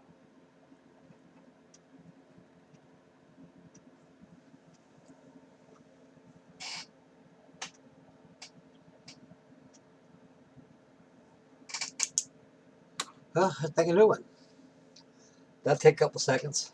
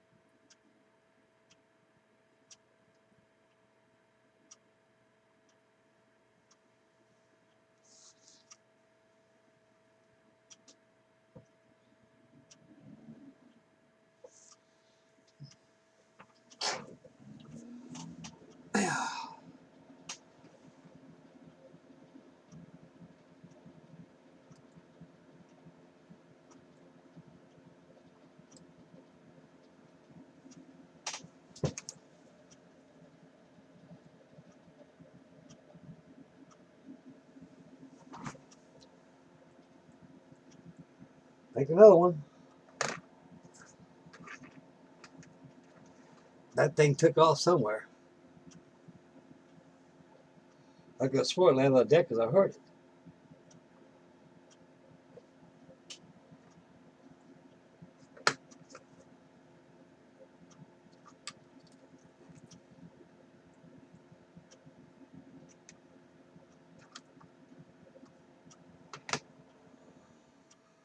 Okay, here we go again.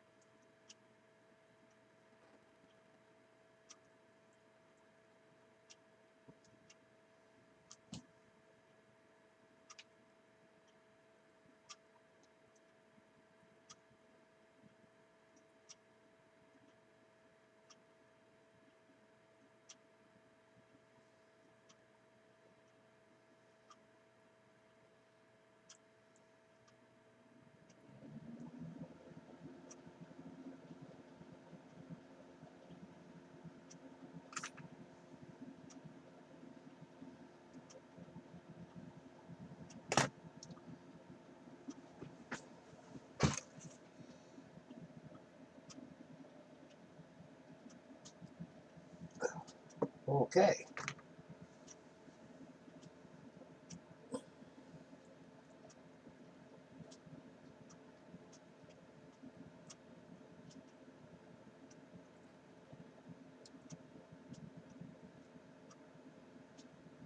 Beautiful.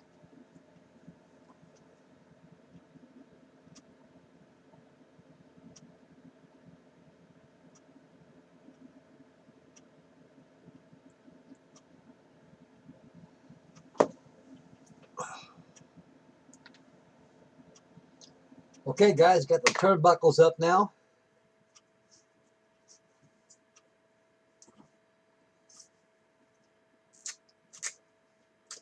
They're drying on the cross trees. I'm going to let them dry overnight. In the morning, I get up. I'm going to start rigging the shrouds up there and start putting lanterns on and get them all done. And tomorrow, live action, video number 8. Yeah, video number 8, we're going to have the rigging of the shrouds. Once the shrouds are all done, it's time to put the yards on. Rig seine, install seine.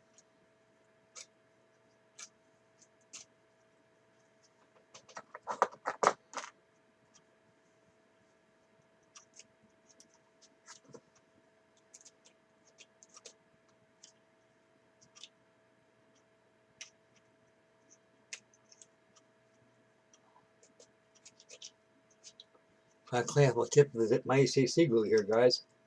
Always keep it clean when you get done. You dump that stuff, it just builds up, then you're going to have problems. You have to cut the little tip off, or so you lose your applicator on the thing. Always use the back of your number 11 blade.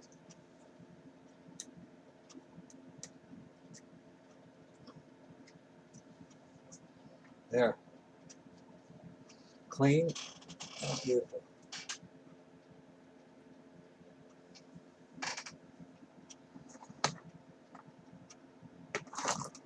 Okay. Put my forming tool over there. I won't need that no more because I got them all done. I'll be using those for making eye bolts. I'll hook up my rigging to the yards and such.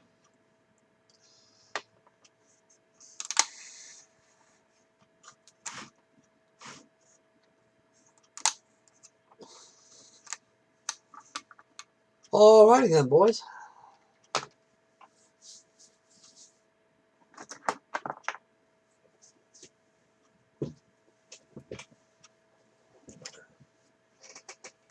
Okay.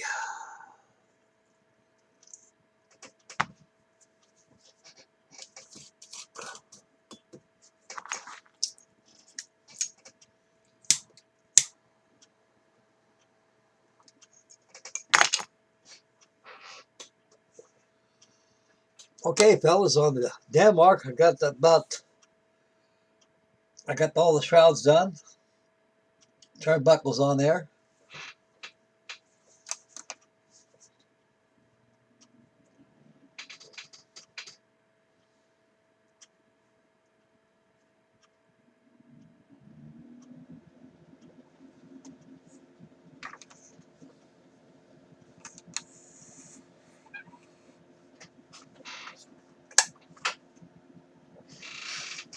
Okay, fellas. Tomorrow will be video number 8. Video number 8 tomorrow. It'll be the rigging of the shrouds. It'll be fun. There's 3 ways to put it in the shrouds. It depends on how you want to attack it. The only 3 methods I know that you can do it. It's either you just have a jig, take the measurements off your turnbuckles on your jig, and rig a jig and make rat lines on there. But you can't do it with a jig because you already got your rat lines on there, your shrouds on there already. That's one method you can do it, by taking measurements of your turnbuckles as it comes down this way. Then you can wool them. Then you get yourself a set of lower shrouds.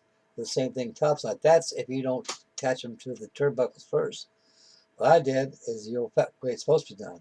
I pass it to the turnbuckle, pass it around the doublings of the main mast, the lower main mast, and all the way down the foremast, main mast, mizzenmast too goes as well. Then you got your shrouds.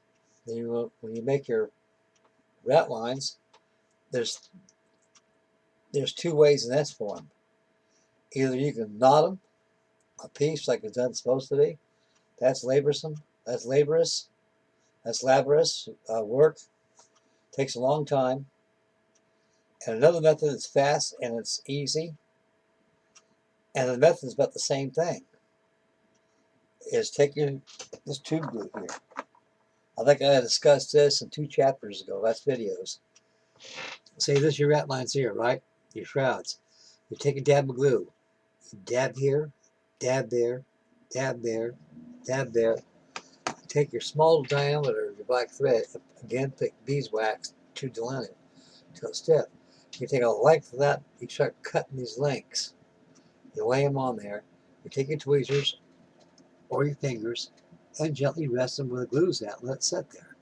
You just keep it going down until they're all done. You take this, magic in the bottle, all the cross trees that you glue to that tube glue right there. You take this, you dab, dab, dab, dab, dab to the outside shrouds only. Now, dab, dab, pop, pop, pop, pop, pop, pop, pop. Till it's all done. It was done. Taking clippers, fingernail clippers, where we got toenail clippers, or regular sprue cutters, which I use, and snip, snip, snip, snip, snip, snip, snip, and snip all that excess on there, pick it up, throw it away. You can pair your rat lines. Then you go back over your rat lines with some black paint. Get yourself some black paint, flat black or gloss black, it don't matter. Then touch up all the knots, touch up on the glues where it loses at, so it gives it the effect that's tarred. And where you dabble your ACC on over your tube glue, it'll simulate knots. That's a fast way, and it gets it done real quick. You'll see tomorrow. For tonight, like I said about 2 minutes ago, 3 minutes ago, I got all the turnbuckles on there. They're all done. They're ready to be rigged. I just installed the top turnbuckles on top of the cross tree and the mizzenmast. It's drying. So I'm going to dry overnight tomorrow. I'm going to go ahead and rig the same.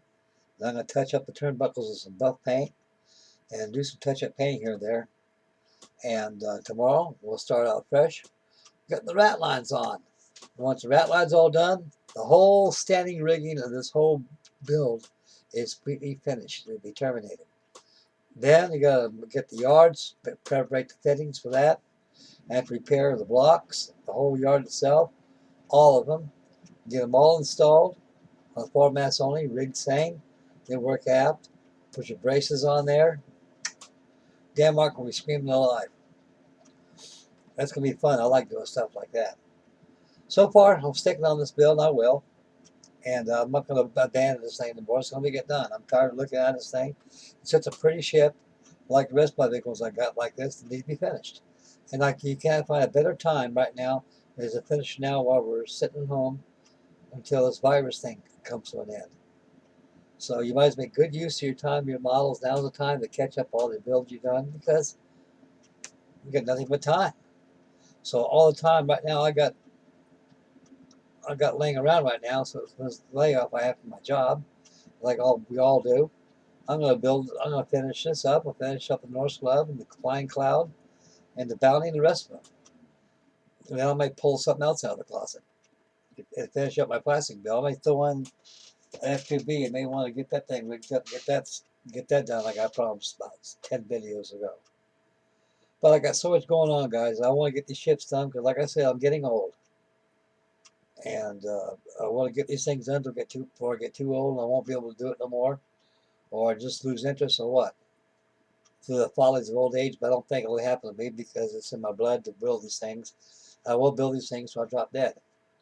I think we all got the same thing. But that'll be that. So let me think a little bit before I discuss any more of what I'll be doing now. That'll be it. So anybody needs hobby supplies like glues, paints on the fly, go to your Hobby Lobby. They're open. They address a full line of paints. They got everything there for us models, even models there. Good, I get Airfix kits there too. Revell, I get all that stuff there. Atlantis, Limburg, all kinds of good stuff there. So if you can't shop online, go there and get some models, or just work on your stash. You find that the only places open. A lot of hobby shops are closed down because of the virus situation. I can't go to the smithies no more until this shit clears up. Then everything will be back to normal again. So shop online or go to Hobby Lobby, or I don't know if Michael's is open. I don't go to Michael's that much. You got too many women there all the time buying flowers and stuff and crocheting and crap like that. So I get out of there and I go to Hobby Lobby. So boy, we got out of the house, wear protection, wear your gloves, wear a mask over your face. Don't take any chances, fellas, because people who've got it don't even know they have it themselves. So like I said like 2 videos ago, every person out there is affected except you. So make sure you don't get no contact with them, cover yourself up, take your gloves off before you get into the car, then you're safe and sound, get home, wash your hands. And be okay, and God will take care of the rest. Okay, guys, time to be Billy right now. I'm let Danmark drive overnight. I'm going to get on the videos here and check all you guys' videos out, see what's shaking. And listen to the Conserve Radio. And take the rest of the night off. Okay, this is Frankie Day for Frankie Day Models. And make Mama happy. Take care of the little ones. When you drive your automobile, please stay focused and watch your spending. Spend wisely. Get, like Stu says, get kicked crazy. And just build models and stay home because no place is safe in the world being home. Get the kids a couple of Monopoly games, checkers games or something, and keep them amused. Give them to Netflix. If you have to go to a Netflix machine, get things out. Wear gloves. Again, everything you go outside your house, you wear gloves. You guys be square at the house. You be healthy, and you'll be okay. We'll be all right. So we're no fools, no siree. We're all going to live to be 103. Okay, this is Frankie Day signing off Frankie Day Models. God love you guys. And God bless you guys. And thank you, fellas, very much for your wonderful comments. I'm very honored to you. And I am too. Very honored. Okay, this is Frankie Day signing off Frankie Day Models. Guys, model for video number 8 for the live in action with Frankie Day and his Danmark.